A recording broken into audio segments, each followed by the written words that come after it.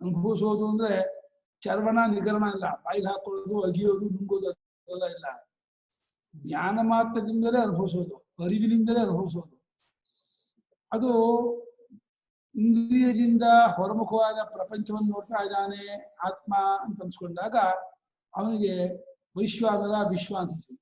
ಆ ವಿಶ್ವನು ಸ್ಥೂಲವಾದ ಅಂದ್ರೆ ಬಾಹ್ಯವಾಗಿರುವ ಪಂಚಭೂತಗಳೆಂಬ ಅಥವಾ ಅವುಗಳ ಕಾರ್ಯವಾಗಿರುವ ನಾಮರೂಪಗಳ ಭೋಗವನ್ನ ಅನುಭವಿಸ್ತಾನೆ ಅಂತಂದ್ರೆ ಅವುಗಳ ಅರಿವನ್ನು ಪ್ರಧಾನವಾಗಿ ಇಟ್ಕೊಂಡು ವ್ಯವಹಾರ ಮಾಡ್ತಾ ಇರ್ತಾನೆ. ಜಾಗೃತ ಕಾಲದಲ್ಲಿ ಜಾಗೃತ ಪ್ರಪಂಚವನ್ನು ನೋಡಿ ಅನುಭವಿಸುತ್ತಿರುವ ಆತ್ಮನಿಗೆ ವಿಶ್ವ ಅಂತ ಹೆಸರು. ಅದನ್ನು ನೋಡೋದೇ ಅದರ ಅನುಭವಿಸುವಿಕೆ. ನೋಡೋದು ಅನುಭವಿಸೋದು ಎರಡು ಬೇರೆ ಬೇರೆ ಕ್ರಿಯೆ ಅಲ್ಲ. ಯಾಕಂದ್ರೆ ಅನುಭವಿಸಿದ್ರು ತಿಂದ್ರು ಕುಡಿದ್ರು ಅದು ಅರಿವಿನಲ್ಲೇ ಕೊನೆಯಾಗಬೇಕು. ತಿಂದೆ ಕುಡ್ದೆ ಅಂತ ಗೊತ್ತಾದ್ರೇನೆ ತಿಂದಿದ್ದ ಕುಡ್ದಕ್ಕೆ ಬೆಲೆಯೇ ಹೊರತು, ತಿಂದೆ ಕುಡ್ದ ಗೊತ್ತಾಗ್ದೇನೆ ಹೋದ್ರೆ ತಿಂದಿದ್ದು ಕೂಡ ಬೆಲೆನೇ ಇಲ್ಲ. ಅದನ್ನ ಅರಿವೇ ಭೋಗವೇ ಹೊರತು ಅರಿವಿಗಿಂತ ಬೇರೆಯಾಗಿ ಅಗಿಯೋದು ನುಂಗೋದು ಅನ್ನೋದು ಭೋಗ ಅಲ್ಲ. ನಾವು ಭ್ರಾಂತಿಯಾಗಿ ಅನ್ಕೊಂಡಿದ್ವಿ. ಆದ್ರೆ ನಿಜವಾಗಿ ಎಲ್ಲ ಅವಗತಿ ನಿಷ್ಠಾ ಅವಗತ್ಯ ಅವಸಾನ ಏವ. ಇಲ್ಲ ಅವಗತಿ ಅನುಭವ ಅಂತ ಏನಿದೆ ಅಲ್ಲೆಲ್ಲ ಕೊನೆ ಪ್ರದೇಶ ಆಗ್ತದೆ. ಗೊತ್ತಾಯ್ತು ಗೊತ್ತಾಯ್ತು ಅನ್ನೋದಲ್ಲ, ಆ ಗೊತ್ತಾಯ್ತು ಅನ್ನೋದ್ರಲ್ಲಿ ಎಲ್ಲ ಮುಗಿದೋಗ್ತಾ ಇದೆ. ಆ ಗೊತ್ತಾಯ್ತು ಅನ್ನುವ ಅನುಭವವೇ ಎಚ್ಚರದಲ್ಲಿ ವಿಶ್ವಾತ್ಮ ಅನುಭವ. ಆ ವಿಶ್ವಾತ್ಮ ಸ್ಥೂಲ ಪ್ರಪಂಚ ಅನುಭವಿಸ್ತಾನೆ ಅಂತ. ಆ ನಿತ್ಯಂ ಅನ್ನೋಪದ ಮೂಲಕ ತಗೋಬೇಕು. ಯಾವಾಗಲೂ ಸ್ಥೂಲ ಪ್ರಪಂಚವನ್ನ ನೋಡುವಾಗಲೇ ವಿಶ್ವದು ಸ್ಥೂಲ ಪ್ರಪಂಚವನ್ನೇ ನೋಡುವ ಆತನು. ಎರಡು ಕಡೆಯಿಂದಲೂ ಅವಧಾನ ಮಾಡಬೇಕು. ಯಾಕೆಂದ್ರೆ ಜಾಗೃತ ಉಪಾಧಿಯಿಂದ ವಿಶ್ವ ಅಂತ ಹೆಸರಾದ್ರಿಂದ ಹಾಗಾಗಿ ಸ್ಥೂಲ ಪ್ರಪಂಚವನ್ನೇ ನೋಡುವನು, ಸ್ಥೂಲ ಪ್ರಪಂಚವನ್ನು ನೋಡುವ ಆತನೇ ವಿಶ್ವನು. ಅದನ್ನೇ ಬುಕ್ಕದ ಪ್ರತ್ಯ ಅನುಭವಿಸುವನು ಅಂತ ತಿನ್ನುವಾತನು.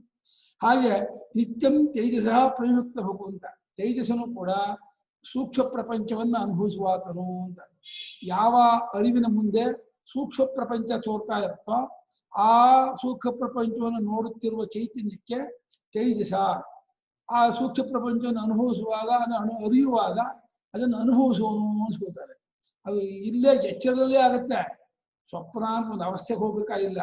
ಇಲ್ಲಿಯೇ ಇಂದ್ರಿಯ ವ್ಯಾಪಾರನ್ನೆಲ್ಲ ಉಪರಮ ಮಾಡಿಕೊಂಡು ಕೇವಲ ಮನೋವ್ಯಾಪಾರದಲ್ಲಿ ಅದನ್ನು ಅನುಭವಿಸ್ತಾ ಇದ್ದೀನಿ, ನೋಡ್ತಾ ಇದ್ದೀನಿ, ತಿಳಿತಾ ಇದ್ದೀನಿ ಅಂತಾದಾಗ ಅವನ ತೇಜಸ ಅದು ಎಚ್ಚರದಲ್ಲಿ ನೋಡಿದ್ದನ್ನೇ ಬಲಮಟ್ಟಿಗೆ ಮನಸ್ಸಲ್ಲಿ ಕಲ್ಪಿಸ್ಕೊಳ್ತಾನೆ ಅನ್ನೋದನ್ನ ವ್ಯವಹಾರದಲ್ಲಿ ಒಪ್ಕೊಂಡದ್ದನ್ನು ಇಟ್ಕೊಂಡು ಆ ಸೂಕ್ಷ್ಮ ಪ್ರಪಂಚವನ್ನು ನೋಡುತ್ತಿರುವಂತಹ ಆತ್ಮನಿಗೆ ತೇಜಸ, ಅವನು ಸೂಕ್ಷ್ಮ ಅನುಭವವನ್ನು ಅನುಭವಿಸುವನು ಅಂತ. ಇಲ್ಲಿ ವಿವಕ್ಷಿತಾಂಶ ಏನು ಅಂದ್ರೆ ಸ್ಥೂಲವನ್ನು ಅನುಭವಿಸ್ತಾನೆ ಅಂತಲ್ಲ, ಏಕ ಏವಚಿದ ಮುಂದೆ ಹೇಳ್ತಾರೆ. ಒಬ್ಬನೇ ಮೂರಾಗಿ ತೋರ್ತಾ ಅನುಭವಿಸ್ತಾ ಇದ್ದಾನೆ ಅನ್ನೋದು ಮುಖ್ಯ. ಆಗಿದೆ ಮೂರು ಅಲ್ಲ ಅವರು ಅಂತ. ಹಾಗೆ ಆನಂದ ಭುಕು ಸುಷುಪ್ತಿಯಲ್ಲಿ ವಿಷಯ ವಿಭಾಗವನ್ನು ಬಿಟ್ಕೊಂಡು ಕೇವಲ ತಾನೇ ತಾನಾಗತಕ್ಕಂತಹ ಒಂದು ಸ್ಥಿತಿ ಇದೆಯಲ್ಲ, ಅದನ್ನ ನಿರಾಯಾಸವಾದ ಸ್ಥಿತಿ ಆದ್ದರಿಂದ ಅದನ್ನ ಆನಂದ ಭುಕು ಅಂತ. ಇವನ ಕಡೆಯಿಂದ ಆನಂದ ಭುಕು, ಅವನ ಕಡೆಯಿಂದ ಅವಸ್ಥೆಯ ಕಡೆಯಿಂದ ಅದು ಇದನ್ನು ತೃಪ್ತಿಪಡಿಸತ್ತೆ ಮುಂದಿಷ್ಟು ಹೇಳ್ತಾರೆ. ಅರಿವಿನ ಕಡೆಯಿಂದ ಅನುಭವಿಸುವನು ಅಂತ ಹೇಳ್ತಾರೆ. ಬಾವಿ ಕೆಳಗಿಂದ 30 ಅಡಿ ಎತ್ತರ, ಮೇಲಿಂದ 30 ಅಡಿ ಆಳ ಹಾಗೆ ಎರಡಲ್ಲ. ಸ್ಥೂಲ ಪ್ರಪಂಚ ಅಭಿಮಾನಿಯಾದ ವಿಶ್ವನು ಒಬ್ಬರು ಬಿಟ್ಟು ಒಬ್ಬರು ಇಲ್ಲ. ಅವರು ವಿಶ್ವ ಇಲ್ಲ ಅಂದ್ರೆ ಪ್ರಪಂಚವೂ ಇಲ್ಲ, ಪ್ರಪಂಚವೂ ಇಲ್ಲ ಅಂದ್ರೆ ಎಚ್ಚರ ಇಲ್ಲ, ವಿಶ್ವನೂ ಅಲ್ಲ. ಯಾಕಂದ್ರೆ ವಿಶ್ವ ಎಚ್ಚರ ಎರಡಲ್ಲ, ಅದು ಒಂದೇ. ರೂಪಾಯಿ ಎರಡು ಮುಖ ಆದ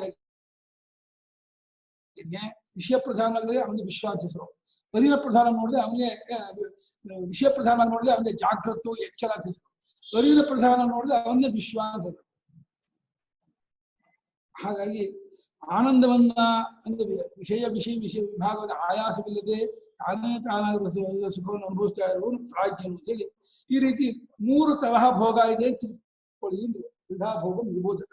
ಹಾಗೆ ಸ್ಥೂಲಂ ತರ್ಪಯತೆ ವಿಶ್ವಂ ಪ್ರವಿಕ್ತಂ ತೈಜಸಂ ಆನಂದಶ್ಚ ತಥಾ ಪ್ರಾಜ್ಞಂ ನಿಬೋಧತ.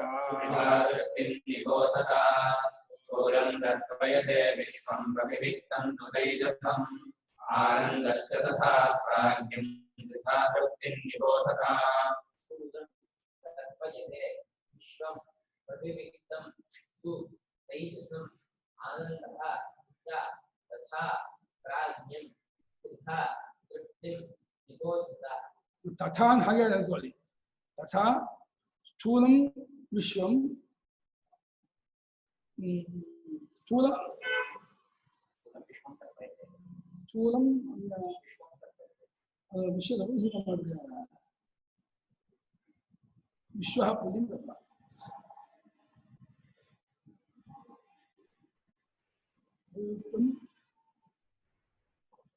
ಆನಂದ ಅಲ್ಲ ಅಲ್ಲ, ಸ್ಥೂಲವು ವಿಶ್ವವನ್ನು ತೃಪ್ತಿಪಡಿಸುತ್ತೆ. ಸ್ಥೂಲ ಪ್ರಪಂಚವು ವಿಶ್ವವನ್ನು ತೃಪ್ತಿಪಡಿಸುತ್ತೆ ಅಂತ. ಸ್ಥೂಲ ವಿಶ್ವಂ ತರ್ಪಯತೆ ಆಗ್ಬೇಕು. ಸ್ಥೂಲ ಪ್ರಪಂಚ ವಿಶ್ವಂ ತರ್ಪಯತೆ ಅಂತ ಅದು ಪ್ರಥಮ ಆಗ್ಬೇಕಾಯ್ತು. ಇದು ಬಹುಶಃ ವಿಶ್ವ ಶಬ್ದ ನಪುಂಸಕಲಿಂಗೂ ಇರ್ಬೇಕು. ವಿಶ್ವ ಅಂದ್ರೆ ಪ್ರಪಂಚ ಅಲ್ಲ, ವಿಶ್ವ ಅಂದ್ರೆ ವಿಶ್ವಾತ್ಮ. ಅವನು ಅಭಿಮಾನಿ, ಜಾಗೃತ ಅಭಿಮಾನಿ ಪುರುಷ. ವಿಶ್ವ ಅಂದ್ರೆ ಜಾಗೃತ ಅಭಿಮಾನಿಯಾದ ಪುರುಷನನ್ನ, ಅದು ದ್ವಿತೀಯ ವಚನ. ಜಾಗೃತ ಅಭಿಮಾನಿಯಾದ ವಿಶ್ವಾತ್ಮನ ವಿಶ್ವಪುರುಷನನ್ನ ಸ್ಥೂಲಂ ಜಗತ್ ಮಾಡ್ಕೊಳ್ಳಿ. ಸ್ಥೂಲಂ ಜಗತ್ತು ತರ್ಪಯತೆ ಹೊಂದತ್ತೆ. ಜಗತ್ ಶಬ್ದ ನಪುಂಸಕಲಿಂಗದಿಂದ ಸ್ಥೂಲವಾದ ಜಗತ್ತು ಅವನನ್ನು ತೃಪ್ತಿಪಡಿಸುತ್ತೆ ಅಂತ ಹೇಳಿ ಆ ಸ್ಥೂಲಂ ನಪುಂಸಕಲಿಂಗಕ್ಕೆ ಜಗತ್ತನ್ನು ವಿಚಾರ ಮಾಡಿದ್ರೆ ಹೊಂದಲ್ಲ. ಪ್ರವಿವಿಕ್ತಂ ಜಗತ್ತು, ಪ್ರವಿವಿಕ್ತವಾದ ಜಗತ್ತು ತೇಜಸ್ಸನ್ನು ತೃಪ್ತಿಪಡಿಸುತ್ತೆ ಅಂತ. ಸ್ಥೂಲ ಪ್ರಪಂಚ ಆಗುತ್ತೆ. ಪ್ರಪಂಚ ಶಬ್ದ ಆದ್ರೆ ಪುಲ್ಲಿಂಗ ಬರುತ್ತೆ. ಜಗತ್ತಾದ್ರೆ ನಪುಂಸಕ ಹೊಂದತ್ತೆ. ಸಂಸ್ಕೃತಿ ಬಹಳ ಸ್ಥೂಲಂ ಜಗತ್ತು, ಸ್ಥೂಲವಾದ ಜಗತ್ತು ವಿಶ್ವವನ್ನು ತೃಪ್ತಿಪಡಿಸುತ್ತೆ ಅಂತ ನೋಡಿ. ಇದು ತೃಪ್ತಿ ಪಡಿಸತ್ತೋ, ಅವನು ತೃಪ್ತಿ ಪಡ್ತಾನೋ ಅಥವಾ ಅವನು ಇದನ್ನು ಭೋಗ ಅನುಭವಿಸ್ತಾನೋ, ಭೋಗ ಅನುಭವಿಸಲ್ಪಡುತ್ತೋ ಅಂತಂದ್ರೆ ನೀವು ಈ ಕಡೆನ ನೋಡಿದ್ರೆ ಹಾಗೆ ಅನ್ಸುತ್ತೆ, ಹಾಗೆ ನೋಡಿದ್ರೆ ಹೀಗೆ ಅನ್ಸುತ್ತೆ. ಈ ಅನಿಸಿಕೆಯನ್ನೇ ಒಂದು ರೀತಿ ಶ್ಲೋಕ ವಿಷಯ ಇಡ್ತಾ ಇದ್ದಾರೆ. ಈ ಸ್ಥೂಲ ಪ್ರಪಂಚ ಯಾರಿಗಾಗಿದೆ ಅಂದ್ರೆ ವಿಶ್ವಾತ್ಮನಿಗಾಗಿದೆ. ನನ್ನನ್ನು ನೋಡಿ ಸಂತೋಷ ಪಡಲಿ ಆ ಅಧ್ಯಕ್ಷರಾದ ಆ ಅವಸ್ಥಾ ಪುರುಷನು, ಸ್ಥಾನಿ. ಈ ಜಾಗೃತ ಪ್ರಪಂಚವನ್ನ ಅಭಿಮಾನ ಪಟ್ಕೊಂಡ ಚೇತನಾದ ಆತ್ಮೀಯ ಅಲ್ಲ, ಅವನು ವಿಶ್ವಾತ್ಮ, ವೈಶ್ವಾನರ. ಅವನನ್ನು ನಾನು ಸಂತೋಷ ಪಡಿಸ್ತೀನಿ ಅಂತ ಈ ಸ್ಥೂಲ ಜಗತ್ತು ಅದಕ್ಕಾಗಿ ನಿಂತ್ಕೊಂಡಿದೆ ಅಂತೆ.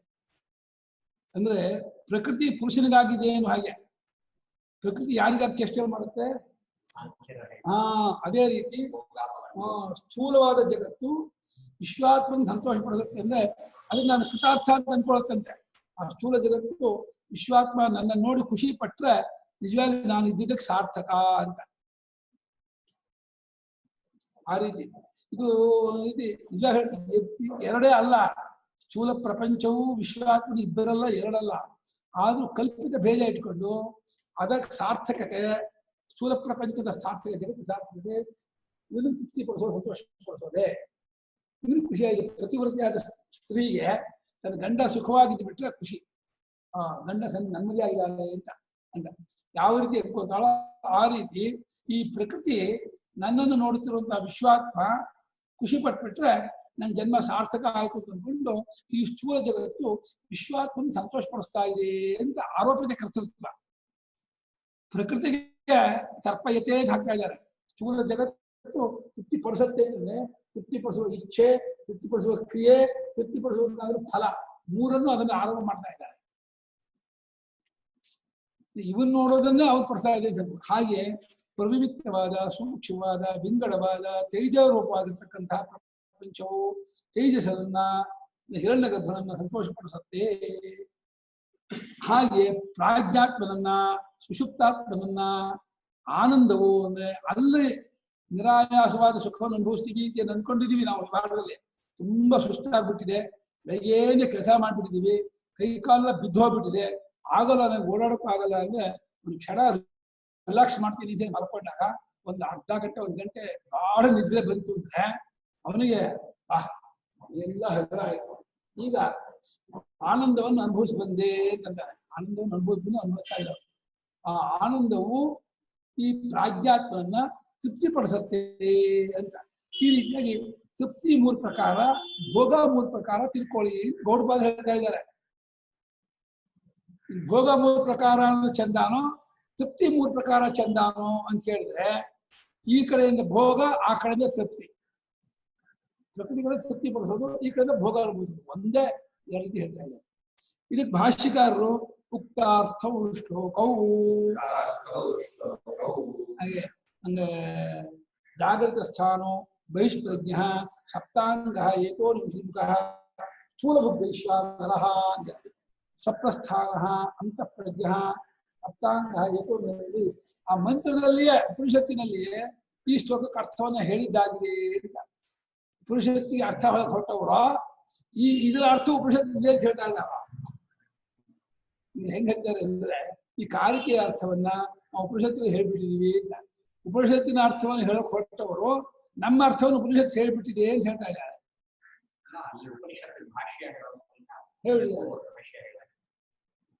ಮುಕ್ತಾರ್ಥವಾದ ಭಾಷ್ಯೇನವ ಉಪನಿಷತ್ತಿನಲ್ಲಿ ಉಪನಿಷತ್ತಿನ ಭಾಷ್ಯದಲ್ಲಿ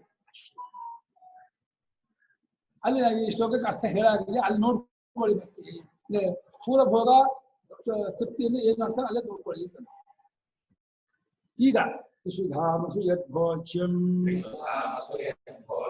ಭೋಕ್ತಾಯಶ್ಚ ಪ್ರಕೀರ್ತಿತಃ ತದುಭಯಂ ಯಸ್ತೋ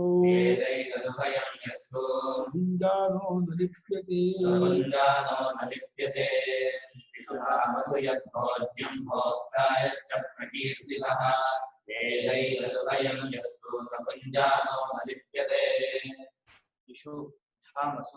यत् भोज्यं भोक्ता यः च प्रकीर्तितः वेद एतद् उभयं यः तु सः भुञ्जानः न लिप्यते. ಮೂರು ಧಾಮ ಅಂದ್ರೆ ಸ್ಥಾನ ಅಂತ. ಮೂರು ಸ್ಥಾನದಲ್ಲೂ ಯಾವುದು ಭೋಜ್ಯವನ್ನು ಅನುಭವಿಸುವುದಕ್ಕೆ ತಕ್ಕದ್ದಾಗಿರುವ ವಿಷಯವೋ, ಹೇಗೆ ಅನ್ನ ಪಲ್ಯ ಸಾರು ಹುಳಿ ಇದೆಲ್ಲ ಭೋಜ್ಯವೋ, ಹಾಗೆ ವಿಶ್ವಾತ್ಮನಿಗೆ ಸ್ಥೂಲ ಭೋಜ್ಯ, ತೇಜಸ್ಸನಿಗೆ ಹಿರಣ್ಯಗರ್ಭನಿಗೆ ಸೂಕ್ಷ್ಮ ಭೋಜ್ಯ, ಪ್ರಾಜ್ಞಾತ್ಮನಿಗೆ ಆನಂದ ಭೋಜ್ಯ. ಭೋಜ್ಯ ಅಂತ ಇದ್ದಾರೆ ಆನಂದವನ್ನ. ಸ್ವಯಂ ಆನಂದ ಸ್ವರೂಪನಾದ ಪ್ರಾಜ್ಞಾತ್ಮನಿಗೆ ಅಲ್ಲಾಗುವ ಆನಂದ ಭೋಜ್ಯ. ಭೋಕ್ತ ಎಷ್ಟ ಪ್ರಕೀರ್ತಿತ. ಮೂರು ಸ್ಥಾನದಲ್ಲೂ ಯಾವನು ಭೋಕ್ತೃ ಎಂಬುದಾಗಿ ಹೇಳಲ್ಪಟ್ಟಿದ್ದಾರೆ. ಇನ್ನೊಂದು ಸೂಕ್ಷ್ಮಾಂಶ ಏನು ಅಂದ್ರೆ, ಒಂದೇ ಭೋಜ್ಯ ಸ್ಥೂಲ ಭೋಗವೇ ಸೂಕ್ಷ್ಮ ಭೋಗವಾಗಿ ಅದೇ ಆನಂದ ಭೋಗ ಅನಿಸ್ಕೊಂಡಿದೆ. ವಿಶ್ವನೇ ತೈಜಸನಾಗಿ ಪ್ರಾಜ್ಞ ಅನಿಸ್ಕೊಂಡಿದ್ದಾನೆ. ಹೀಗೆ ವೇದೈತಿ ಉಭಯಂ ಎಷ್ಟು, ಈ ಎರಡನ್ನು ಯಾವ ತಿಳಿದಿರ್ತಾವಂದ್ರೆ, ಮೂರು ಒಂದೇ ಸ್ಥಾನ ಕಡೆಯಿಂದಲೂ ಒಂದೇ ಸ್ಥಾನ ಮೂರು ತರಹ ತೋರ್ತಾ ಇದೆ. ಒಬ್ಬರೇ ಭೋಕ್ತೃ ಮೂರು ತರಹ ತೋರ್ತಾ ಇದೆ. ಇವರು ಮೂರಲ್ಲ, ಅದು ಮೂರಲ್ಲ. ಅನುಭವಿಸುವ ಆತ್ಮನು ಇಲ್ಲಿ ವಿಶ್ವ, ಅಲ್ಲಿ ತೈಜಸ, ಅಲ್ಲಿ ಪ್ರಾಜ್ಞ. ಅವನ ಮುಂದೆ ತೋರೋ ಪ್ರಪಂಚ ಇಲ್ಲಿ ಸ್ಥೂಲ ಭೋಗ, ಅಲ್ಲಿ ಸೂಕ್ಷ್ಮ ಭೋಗ, ಅಲ್ಲಿ ಬರೀ ಆನಂದ ಭೋಗ ಅಂತ. ಹೀಗೆ ಮೂರು ಸ್ಥಾನದಲ್ಲೂ ಯಾವುದು ಭೋಜ್ಯವೋ, ಯಾವಾತನು ಇದಕ್ಕೆ ಭೋಕ್ತೃ ಎಂಬುದಾಗಿ ಹೇಳಲ್ಪಟ್ಟಿದ್ದಾನೋ, ಈ ಎರಡನ್ನೂ ಯಾವ ಅರಿತಿರ್ತಾನೋ, ಈ ಎರಡನ್ನೂ ಯಾವ ಗೊತ್ತುಕೊಂಡಿದ್ದಾನೋ ಸಹ ಭುಂಜಾನೋಪಿ ನಲಿಪ್ಯತೆ ಅಂತ ಇದ್ದಾರೆ. ಅವನು ವಿಷಯವನ್ನು ಅನುಭವಿಸ್ತಾ ಇದ್ರು ಕೂಡ ಆ ವಿಷಯಕ್ಕೆ ಅಂಟುಕೊಳ್ಳೋದಿಲ್ಲ ಅಂತ. ಇದೊಂದು ಉಪಾಸನೆಗೂ ತಗೋಬಹುದು, ಜ್ಞಾನದ ಮಹಿಮೆಯಾಗಿ ತಗೋಬಹುದು. ಈ ರೀತಿ ಕಂಡುಕೊಂಡು ಒಬ್ಬ ಆತ್ಮನೇ ಎಚ್ಚರ ಪ್ರಪಂಚವನ್ನು ಸ್ವಪ್ರಪಂಚವನ್ನು ನೋಡ್ತಾ ಇರುವವನು, ಅವನಿಗೆ ಅದು ಲೇಪವಿಲ್ಲ, ಬರೀ ನೋಡೋದಷ್ಟೇ, ಅರಿವಷ್ಟೇ ತಿಳ್ಕೊಂಡ್ರೆ ಅವನಿಗೆ ಲೇಪ ಇಲ್ಲ ಅಂತ ಕಂಡ್ಕೊಂಡವನಿಗೂ ಲೇಪ ಇಲ್ಲ. ಕಂಡ್ಕೊಂಡವನು ಅವನೇ ಆಗ್ಬಿಡ್ತಾನ. ತಾನೇ ನಾನೇ ವಿಶ್ವಾತ್ಮನಾಗಿ ಸ್ಥೂಲ ಪ್ರಪಂಚವನ್ನು, ತೈಜಸ ಸ್ವಪ್ನ ಪ್ರಪಂಚವನ್ನು, ಸುಷುಪ್ತ ಪ್ರಪಂಚವನ್ನು ಬೆಳಗುವನಾದ್ದರಿಂದ ನನಗೆ ಆ ನೋಟದ ಸಂಬಂಧವಿಲ್ಲ. ನೋಟವು ನನ್ನನ್ನು ಬಿಟ್ಟಿರೋದಲ್ಲ. ನೋಟವು ಮೂರಾಗಿ ಕಲ್ಪಿಸಿದ್ದಾಗಿದೆ. ಅದು ಮೂರಲ್ಲ, ಒಂದೇ ಮೂರಾಗಿ ತೋರ್ತಾ ಇದೆ. ನಾನು ಒಬ್ಬನೇ ಮೂರಾಗಿ ತೋರ್ತಾ ಇದ್ದೀನಿ ಅಂತ ಹೇಳಿ ತನ್ನನ್ನು, ಈ ನೋಟವನ್ನು ಯಾವಾಗನು ಎರಡನ್ನು ಚೆನ್ನಾಗಿ ಅರ್ಥ ಮಾಡ್ಕೊಳ್ತಾನೆ. ಹಾಗೆ ಅರ್ಥ ಮಾಡ್ಕೊಂಡವನು ಅವನು ಅವಸ್ಥೆ ಒಳಗಿದ್ದರೂ ಕೂಡ ಅವಸ್ಥಾ ಲೇಪವಂತನಾಗೋದಿಲ್ಲ. ಅವಸ್ಥೆಯ ಲೇಪ ಸಂಬಂಧ ಅವನಾಗೋಲ್ಲ. ಅವನು ಅದನ್ನು ಮೀರಿದವನಾಗೇ ಇರ್ತಾನೆ ಅಂತ ಒಂದು ದೃಷ್ಟಿಯಲ್ಲಿ ಈ ರೀತಿ ಕಂಡುಕೊಂಡು ತತ್ವಜ್ಞಾನಿ ಆಗ್ತಾನೆ ಅಂತ ಆ ರೀತಿ ಇಟ್ಕೊಂಡಿದ್ದಾರೆ. ಇನ್ನೊಂದು ಈ ರೀತಿ ಭಾವನೆ ಮಾಡುವ ಆತನಿಗೂ ಕೂಡ ಆ ಭಾವನೋತ್ಕರ್ಷ ಬಲದಿಂದ ಆ ಅವಸ್ಥಾ ಸಂಬಂಧ ಲೇಪ ಆಗಲ್ಲ. ಜಾಗೃತಿನಲ್ಲಿ ರಾಗದ್ವೇಷಕ್ಕೆ, ಹರ್ಷ ವಿಷಾದಕ್ಕೆ, ಶೋಕ ಮೋಹಕ್ಕೆ ಪಕ್ಕ ಆಗ್ಬಿಟ್ಟು ಒದ್ದಾಡ್ತಾ ಇದೀವಲ್ಲ, ಇದೆಲ್ಲ ಅವಿವೇಕದಿಂದ. ಸೊ ಇವಾಗ ತನ್ನದೇ ಆದದ್ದಾದ್ಮೇಲೆ, ಇಡೀ ಇಚ್ಛೆ ತಾನೇ ಆದದ್ದಾದ್ಮೇಲೆ ಹರ್ಷ ವಿಷಾದಕ್ಕೂ, ಶೋಕ ಮೋಹಕ್ಕೂ, ರಾಗದ್ವೇಷಕ್ಕೂ ಕಾರಣ ಇಲ್ಲ. ಹಾಗೆ ಅದೇ ಸೂಕ್ಷ್ಮ ಪ್ರಪಂಚವಾಗಿ ಸ್ವಪ್ನ ಪ್ರಪಂಚವಾಗಿ ತೋರೋದ್ರಿಂದ ಅದು ಅಲ್ಲೂ ನಾನೇ ಅರಿವಾತನಾದ್ದರಿಂದ ಅಲ್ಲಿನ ಲೇಪವು ನನಗಿಲ್ಲ. ಹಾಗಾಗಿ 3 ಸ್ಥಾನದಲ್ಲಿಯೂ ಭೋಜ್ಯವೂ 3 ಸ್ಥಾನದಲ್ಲೂ ಭೋಕ್ತೃವು ಅಂತ ಯಾವ ಅನಿಸ್ಕೊಂಡಿದ್ದಾನೋ, ಈ ಎರಡನ್ನೂ ಯಾವ ಅರ್ಥಕೊಳ್ಳುತ್ತಾನೋ ನೋಡಿ, ಇದೆರಡನ್ನೂ ಅರ್ಥವನ್ನು ಭೋಕ್ತೃಭೋಜ್ಯವನ್ನ ಈ ರೀತಿ ಕೂಡಿಸಿರುವಾತನು ಭೋಕ್ತೃಭೋಜ್ಯ ರಹಿತನಾದ ಆ ತುರಿಯಾತ್ಮನನ್ನ ಯಾವನು ಕಟ್ಕೊಳ್ತಾನೋ ಅಂತ ಅರ್ಥಾತ್ ತಗೋಬೇಕು. ಎರಡನ್ನೂ ಕೂಡಿಸ್ಕೊಂಡು ಮುನ್ನೇನಾಗ್ತಾನೆ ಅಂತ ಅದೇ ತುರಿಯ ಅವನು ಅವಸ್ಥೆಯನ್ನು ಅನುಭವಿಸ್ತಾ ಇದ್ರು ಕೂಡ, ಅನುಭವಿಸ್ತಿದ್ದು ಕೂಡ ಅವಸ್ಥಾ ಲೇಪ ಅವನಿಗೆ ಆಗೋದಿಲ್ಲ. ಅವನ ಅವಸ್ಥಾ ಅತೀತನಾಗೇ ಇರ್ತಾನೆ. ಜಾಗೃತಿನಲ್ಲೇ ಇದ್ದು ಜಾಗೃತಿನ ಎಲ್ಲಾ ಇದ್ರೂ ದಾಟಿತನಾಗಿರ್ತಾನೆ ಅಂತ ಅವನ ಜ್ಞಾನವನ್ನು ಹೊಳ್ತಾ ಇದ್ದಾರೆ. ತ್ರಿಷುಧಾಮಸು ಜಾಗೃತಾದಿಷು ಸ್ಥೂಲ ಪ್ರವಿವಿಕ್ತಾನಂದಾಖ್ಯಂ ಭೋಜ್ಯಂ ಏಕಂ ತಥಾಭೂತಂ ಯಶ್ಚ ವಿಷಯತೇಜಸ ಪ್ರಾಜ್ಞಾಖ್ಯಃ ಭೋಕ್ತಾ ಏಕಃ ಸೋಹಂ ಏಕತ್ವೇನ ಪ್ರತಿಸಂಧಾನಾತ್ ಅಷ್ಟೃತ್ವ ಅವಿಶೇಷಾಚ್ಚ ಪ್ರಕೀರ್ತಿತಃ.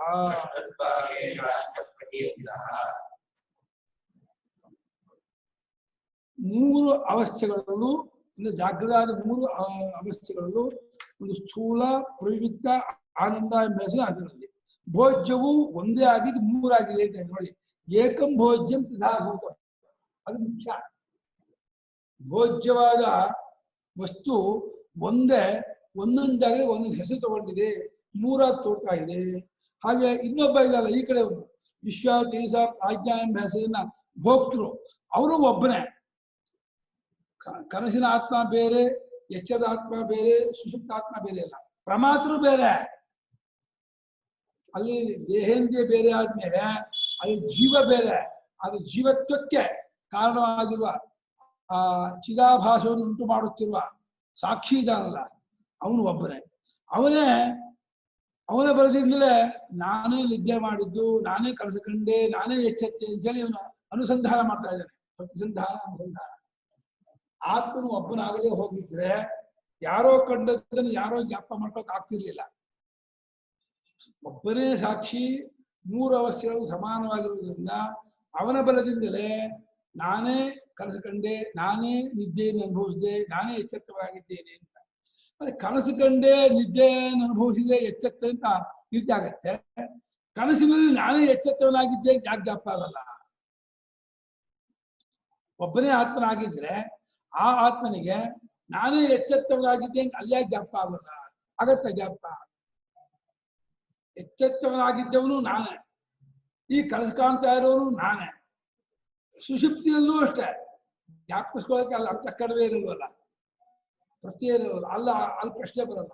ಸ್ವಪ್ನದಲ್ಲಿ ಒಬ್ಬನೇ ಆತ್ಮನಾದವನಾಗಿದ್ದರೆ ಆ ಎಚ್ಚರದಲ್ಲೂ ಅವನು ಅನ್ಕೋಬೇಕಾಗಿತ್ತಲ್ಲ. ಎಚ್ಚರಲ್ಲಿ ಅನ್ಕೊಂಡ ಹಾಗೇನೆ, ಕನಸನ್ನು ಕಂಡವನೇ ನಾನು ಅನ್ಕೊಂಡ ಹಾಗೇನೆ ಕನಸಿನಲ್ಲೂ ನಾನೇ ಎಚ್ಚೆತ್ತವನಾಗಿದ್ದವನು ಅಂತ ಯಾಕೆ ಜ್ಞಾಪ ಮಾಡ್ಕೊಳ್ಳಲ್ಲ? ನಂದಿನಿ ಹೇಳಮ್ಮ, ಕನಸಿನಲ್ಲಿ ಯಾಕೆ ಜ್ಞಾಪ ಆಗಲ್ಲ ಎಚ್ಚರ?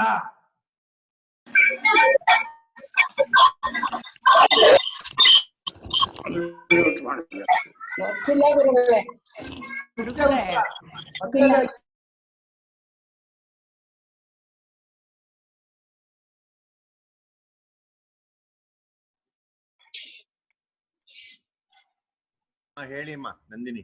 ಅಲ್ಲಲ್ಲ ಗೊತ್ತಿಲ್ಲ ಅಂದೆ ನಾನು. ಗುರುಗಳಿಗೆ ಮ್ಯೂಟ್ ಆಗಿದೆ. ಈಗ ಎಲ್ಲರಿಗೂ ನನಗೆ ಗೊತ್ತಾಯ್ತು, ನನ್ಗೆ ಅರ್ಥ ಆಯ್ತು. ನಾನು ಉತ್ತರ ಹೇಳ್ತಾ ಇದ್ದೀನಿ. ಉತ್ತರ ಏನು ಅಂದ್ರೆ, ಮೊಟ್ಟ ಮೊದಲಾಗಿ ತತ್ಕಾಲಕ್ಕೆ ಅದೇ ಎಚ್ಚರವಾಗಿರುತ್ತದೆ. ಆದ್ದರಿಂದ ಆ ಎಚ್ಚರಕ್ಕೆ ಇನ್ನೊಂದು ಎಚ್ಚರ ಜ್ಞಾಪ ಆಗೋಲ್ಲ, ಅದು ಕನಸು ಅಂತ ಆಗೇ ಇರಲ್ಲ. ಎರಡನೇದಾಗಿ ನಾವು ಎಚ್ಚರದಲ್ಲಿ ಕನಸು ಅಂತಂದ್ರೆ ಆಗೋಗಿರೋದು, ಎಚ್ಚರ ಅಂದ್ರೆ ವರ್ತಮಾನ. ವರ್ತಮಾನವು ಆಗೋಗಿಲ್ಲ. ಈಗ ನಾಳೆ ಯಾಕೆ ಜ್ಞಾಪಕ ಆಗಲ್ಲ ಅಂತ ಕೇಳಬಹುದಾ? ನಾಳೆ ಯಾಕೆ ಜ್ಞಾಪಕ ಆಗೋದು? ನಾಳೆ ಆಗೇ ಇಲ್ಲ ಜ್ಞಾಪಕ ಆಗೋದಕ್ಕೆ. ಹಾಗೆ ಕನಸಿನಲ್ಲಿದ್ದಾಗ ಎಚ್ಚರ ಯಾಕೆ ಜ್ಞಾಪಕ ಆಗಲ್ಲ ಅಂತಂದ್ರೆ ಎಚ್ಚರ ಮುಂದಾಗೋದು, ಹಿಂದಾಗೋದು ಕನಸು ಇಟ್ಕೊಂಡ್ಬಿಟ್ಟಿದೀವಿ. ಕನಸು ಅಂದ್ರೆ ಪಾಸ್ಟ್ ಟೆನ್ಸ್, ಎಚ್ಚರ ಅಂದ್ರೆ ಪ್ರೆಸೆಂಟ್ ಟೆನ್ಸ್. ಪಾಸ್ಟ್ ಟೆನ್ಸ್ ಅಲ್ಲಿ ಪ್ರೆಸೆಂಟ್ ಟೆನ್ಸ್ ಜ್ಞಾಪಕ ಆಗತ್ತಾ? ಪ್ರೆಸೆಂಟ್ ಟೆನ್ಸ್ ಅಲ್ಲಿ ಪಾಸ್ಟ್ ಟೆನ್ಸ್ ಜ್ಞಾಪಕ ಆಗುತ್ತೆ. ಪಾಸ್ಟ್ ಟೆನ್ಸ್ ಅಲ್ಲಿ ಭೂತಕಾಲದಲ್ಲಿ ವರ್ತಮಾನ ಕಾಲ ಜ್ಞಾಪಕ ಆಗಲ್ಲಪ್ಪ. ವರ್ತಮಾನ ಕಾಲದಲ್ಲಿ ಭೂತಕಾಲ ಜ್ಞಾಪಕ ಆಗುತ್ತೆ. ನಾವು ಕನಸು ಅಂದ್ರೆ ಏನು ಅಂದ್ಕೊಂಡಿದೀವಿ? ಕಳೆದು ಹೋಗಿರೋದು ಅಂತ. ಎಚ್ಚರ ಅಂದ್ರೆ ಏನು ಅಂದ್ಕೊಂಡಿದೀವಿ? ವರ್ತಮಾನ ಅಂದ್ಕೊಂಡಿದೀವಿ. ವರ್ತಮಾನದಲ್ಲಿ ಕಳೆದು ಹೋಗಿರೋ ಜ್ಞಾಪಕ ಆಗುತ್ತೆ. ಕಳೆದು ಹೋಗಿರೋದ್ರಲ್ಲಿ ವರ್ತಮಾನ ಜ್ಞಾಪಕ ಆಗಲ್ಲಪ್ಪ. ಇದೊಂದು ಉತ್ತರ. ಅಥವಾ ಹೀಗನ್ಬೋದು, ಅಲ್ಲ ನಾಳೆ ಕನಸಿನಲ್ಲಿ ಈಗಿನ ಎಚ್ಚರ ಜ್ಞಾಪಕ ಆಗಲಿ ಅಂತ. ಇವತ್ತು ರಾತ್ರಿ ಬರುತ್ತಲ್ಲ ಕನಸು, ಇವತ್ತು ರಾತ್ರಿ ಕನಸಲ್ಲಿ ಈಗಿನ ಎಚ್ಚರ ಜ್ಞಾಪಕ ಆಗ್ಬಹುದಲ್ಲ ಅಂತ ಈ ರೀತಿ ಕೇಳ್ಬಹುದು. ಈ ಪ್ರಶ್ನೆಯೇ ತಪ್ಪು. ಏನ್ ತಪ್ಪು? ಇವತ್ತು ರಾತ್ರಿ ಕನಸು ಬರೋದೇ ಇಲ್ಲ. ನಾವೇನ್ ಅನ್ಕೊಂಡಿದ್ವಿ? ಈ ಎಚ್ಚರವೆಂಬ 24 ಗಂಟೆ ಒಳಗೆ 16-17 ಗಂಟೆ ಎಚ್ಚರ, ಒಂದು 5-6 ಗಂಟೆ ಕನಸು, ಒಂದು 2-3 ಗಂಟೆ ನಿದ್ದೆಯನ್ನು ಮಾಡ್ಕೊಂಡ್ಬಿಟ್ಟಿದ್ದೀವಿ. ಇದು ಮೊದಲನೇ ತಪ್ಪು. ಎಚ್ಚರದಲ್ಲಿ ಕನಸಾಗಲ್ಲ, ಎಚ್ಚರದ ರಾತ್ರಿಯಲ್ಲಿ ಇದಾಗಲ್ಲ. ಕನಸು ಸ್ವತಂತ್ರವಾದ ಅರ್ಥದಿಂದ ಇವತ್ತು ರಾತ್ರಿ ಬರುವ ಕನಸಿನಲ್ಲಿ ಇವತ್ತಿನ ಎಚ್ಚರ ಜ್ಞಾಪಕ ಆಗಲಿ ಅನ್ನೋ ಪ್ರಶ್ನೆಯಲ್ಲೇ ದೋಷ ಇದೆ. ಸ್ವಲ್ಪ ಕಷ್ಟ ಇದನ್ನು ಅರ್ಥ ಮಾಡ್ಕೊಳ್ಳೋದು. ಇದು ಯಾವಾಗಲೂ ಕನಸು ಅಂತ ಅನುಭವವೇ ಆಗೋಲ್ಲ. ಈ ಪ್ರಶ್ನೆಯನ್ನ ಕನಸಿನಲ್ಲೂ ಮಾಡ್ತಾನೆ. ಏನು ಅಂತ? ಎಚ್ಚರದಲ್ಲಿ ಕನಸು ಜ್ಞಾಪಕ ಆಗತ್ತೆ ಕಣ್ರಿ, ಈ ಕನಸಿನಲ್ಲಿ ಎಚ್ಚರ ಯಾಕೆ ಜ್ಞಾಪಕ ಆಗಲ್ಲ ಅಂತ ಕನಸಲ್ಲೂ ಇದೇ ಪ್ರಶ್ನೆ ಮಾಡ್ತಾನೆ. ಈ ವೇದಾಂತ ಚರ್ಚೆ ಮಾಡುವ ಮುಮುಕ್ಷುವಿಗೆ ಅಥವಾ ಸಾಧಕರಿಗೆ ಇದೇ ಚರ್ಚೆ ಮಾಡ್ತಾ ಅದೇ ತರಹ ಕನಸು ಬಿದ್ದಾಗ ಕನಸಿನಲ್ಲೂ ಇದೇ ಪ್ರಶ್ನೆ ಮಾಡ್ತಾನೆ. ಯಾಕ್ರಿ ಎಚ್ಚರದಲ್ಲಿ ಕನಸು ಜ್ಞಾಪಕ ಆಗತ್ತೆ, ಕನಸಿನಲ್ಲಿ ಯಾಕೆ ಎಚ್ಚರ ಜ್ಞಾಪಕ ಆಗಲ್ಲ ಅಂತ ಕನಸಿನಲ್ಲೂ ಇದೇ ಪ್ರಶ್ನೆ ಮಾಡ್ತಾನೆ. ಅಲ್ಲಿ ಏನು ಉತ್ತರವೋ ಅದೇ ಉತ್ತರ ಇಲ್ಲಿಗೂ. ಅಂದ್ರೆ ಏನಾಯ್ತು? ಪ್ರಶ್ನೆಯಲ್ಲೇ ದೋಷ ಇದೆ, ತಪ್ಪೇ ಹೊರತು ಇದಕ್ಕೆ ಉತ್ತರ ಹುಡುಕಕ್ಕೆ ಹೋಗಬಾರ್ದು.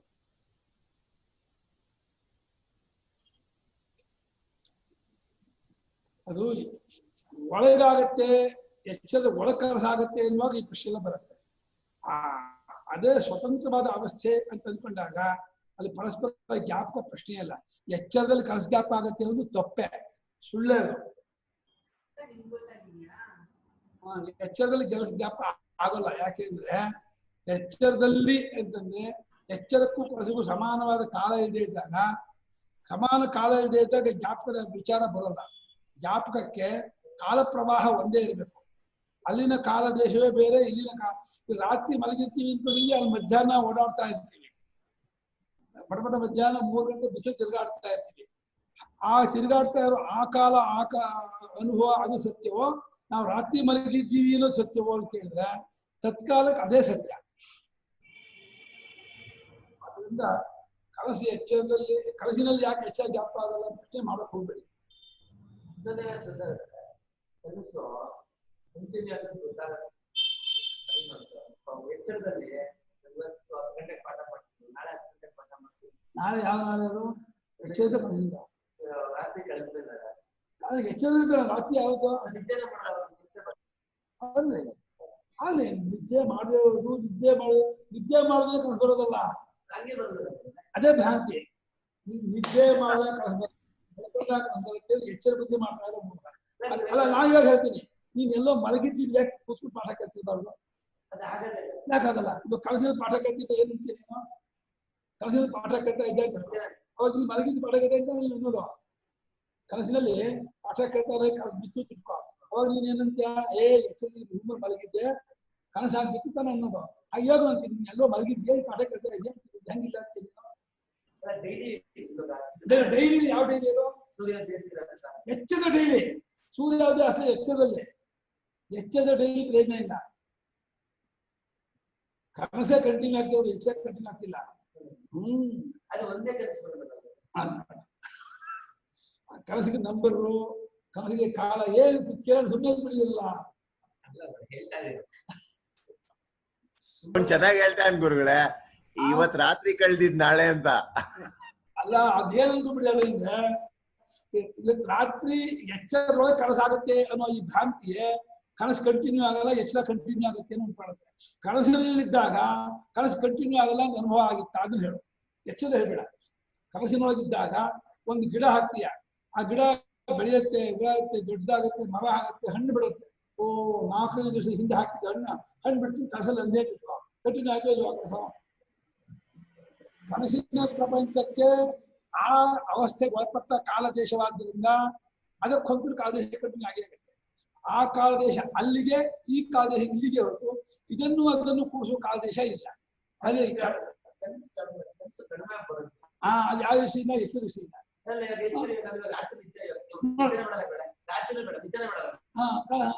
ಎಚ್ಚರ ಹೌದು ಕನಸಲ್ಲೇ ಇರೋದು ನೀನು. ಎಚ್ಚರದಲ್ಲಿ ಆಗಿದೆ ನಿನಗೆ, ಅಲ್ಲ ಎಚ್ಚರ ಆಗಿಲ್ಲ, ಎಚ್ಚರ ಜ್ಞಾಪ ಎಚ್ಚರದಲ್ಲಿ ಆಗಿದೆ ನಿನಗೆ, ಕನಸಲ್ಲ ನೀನು ಎಚ್ಚರ ಯಾಕಂದ್ರೆ ಇದು ಯಾಕೆ ಕನಸಲ್ಲ ಹೌದು. ನನ್ನ 15 ಮಾಡ್ತೀನಿ, ನನ್ನ ಇವತ್ತು ಎಚ್ಚರದ್ದು ನಾನು ಹೇಳಿದ ಎಚ್ಚರ ಅಂದ್ಕೊಂಡಿದ್ಯಾ, ಈಗ ಯಾಕೆ ಎಚ್ಚರ, ಇದು ಹೇಗೆ ಎಚ್ಚರ ಪ್ರೂವ್ ಮಾಡೋ ಅದು ಎಚ್ಚರ. ಆ ಕನಸಿನ ನಾಳೆ ನಾಡಿದ್ದು ಕನಸಿನ ನಾಳೆ ಒಳಗಿಲ್ಲ, ಕನಸಿನೊಳಗೆ ಕನಸಿನಲ್ಲೇ ಆಗ್ತಿರೋದು. ಇದು ಆಗ್ತಾ ಇರೋ ಪಾಠ ನಾಳೆ ಕನಸಿನಲ್ಲೇ ಆಗ್ತಿರೋದು. ನಿನಗೆ ಎಚ್ಚರದ ಅಭಿಮಾನ ಬಲವಾಗಿ ಕೂತಿರೋದ್ರಿಂದ ಈಗ ಏನ್ ಮಾಡೋದು ಕೊಸಕ್ಕಾಗ್ತಾ ಇಲ್ಲ, ನಿನಗೆ ನಿಷ್ಪಕ್ಷಪಾತ ದೃಷ್ಟಿಯಿಂದ ನೋಡೋಕ್ ಬರ್ತಾ ಇಲ್ಲ. ನಿಜವಾಗಿ ನಾಳೆ ಇವತ್ತು ನಾಡಿದ್ದು ಅನ್ನೋದಷ್ಟು ಎಚ್ಚರದ ಒಳಗಾದ್ದರಿಂದ ಅದು ಏನು ಕಿಮ್ಮತ್ತಿಲ್ದಿರೋ ಆಕ್ಷೇಪ. ಅದು ಕನಸಿನಲ್ಲೂ ತಿಂಗಳಗಟ್ಲೆ, ವಾರಗಟ್ಲೆ, ಮಾಸಗಟ್ಲೆ, ಅದು ವರ್ಷಗಟ್ಲೆ ಆಗತ್ತೆ. ಕನಸಿನ ಒಂದು ಬೆಟ್ಟ ನೋಡಿದ್ರೆ ಇವಾಗ ಬಂತು ಬೆಟ್ಟ ಅಂತಲ್ಲ, ಬೆಟ್ಟ ನೋಡಿ ಎಷ್ಟು ವರ್ಷದ್ದು ಅಂತ್ಯಾ ಕನಸಿನಲ್ಲಿ 1000 ವರ್ಷದ್ದು ಅಂತ ಅಂತೀಯ. ಒಂದು ಆಳದ ಬಂದ ನೋಡ್ದೆ ಕನಸಲ್ಲೇ ಎಷ್ಟು ವರ್ಷದ್ದು ಅಂತ ಅಂತೀಯ ಕನಸಲ್ಲೇ 1000 ವರ್ಷ ಏನ್ ಕಳೀತದೆ ಕನಸಲ್ಲೇ.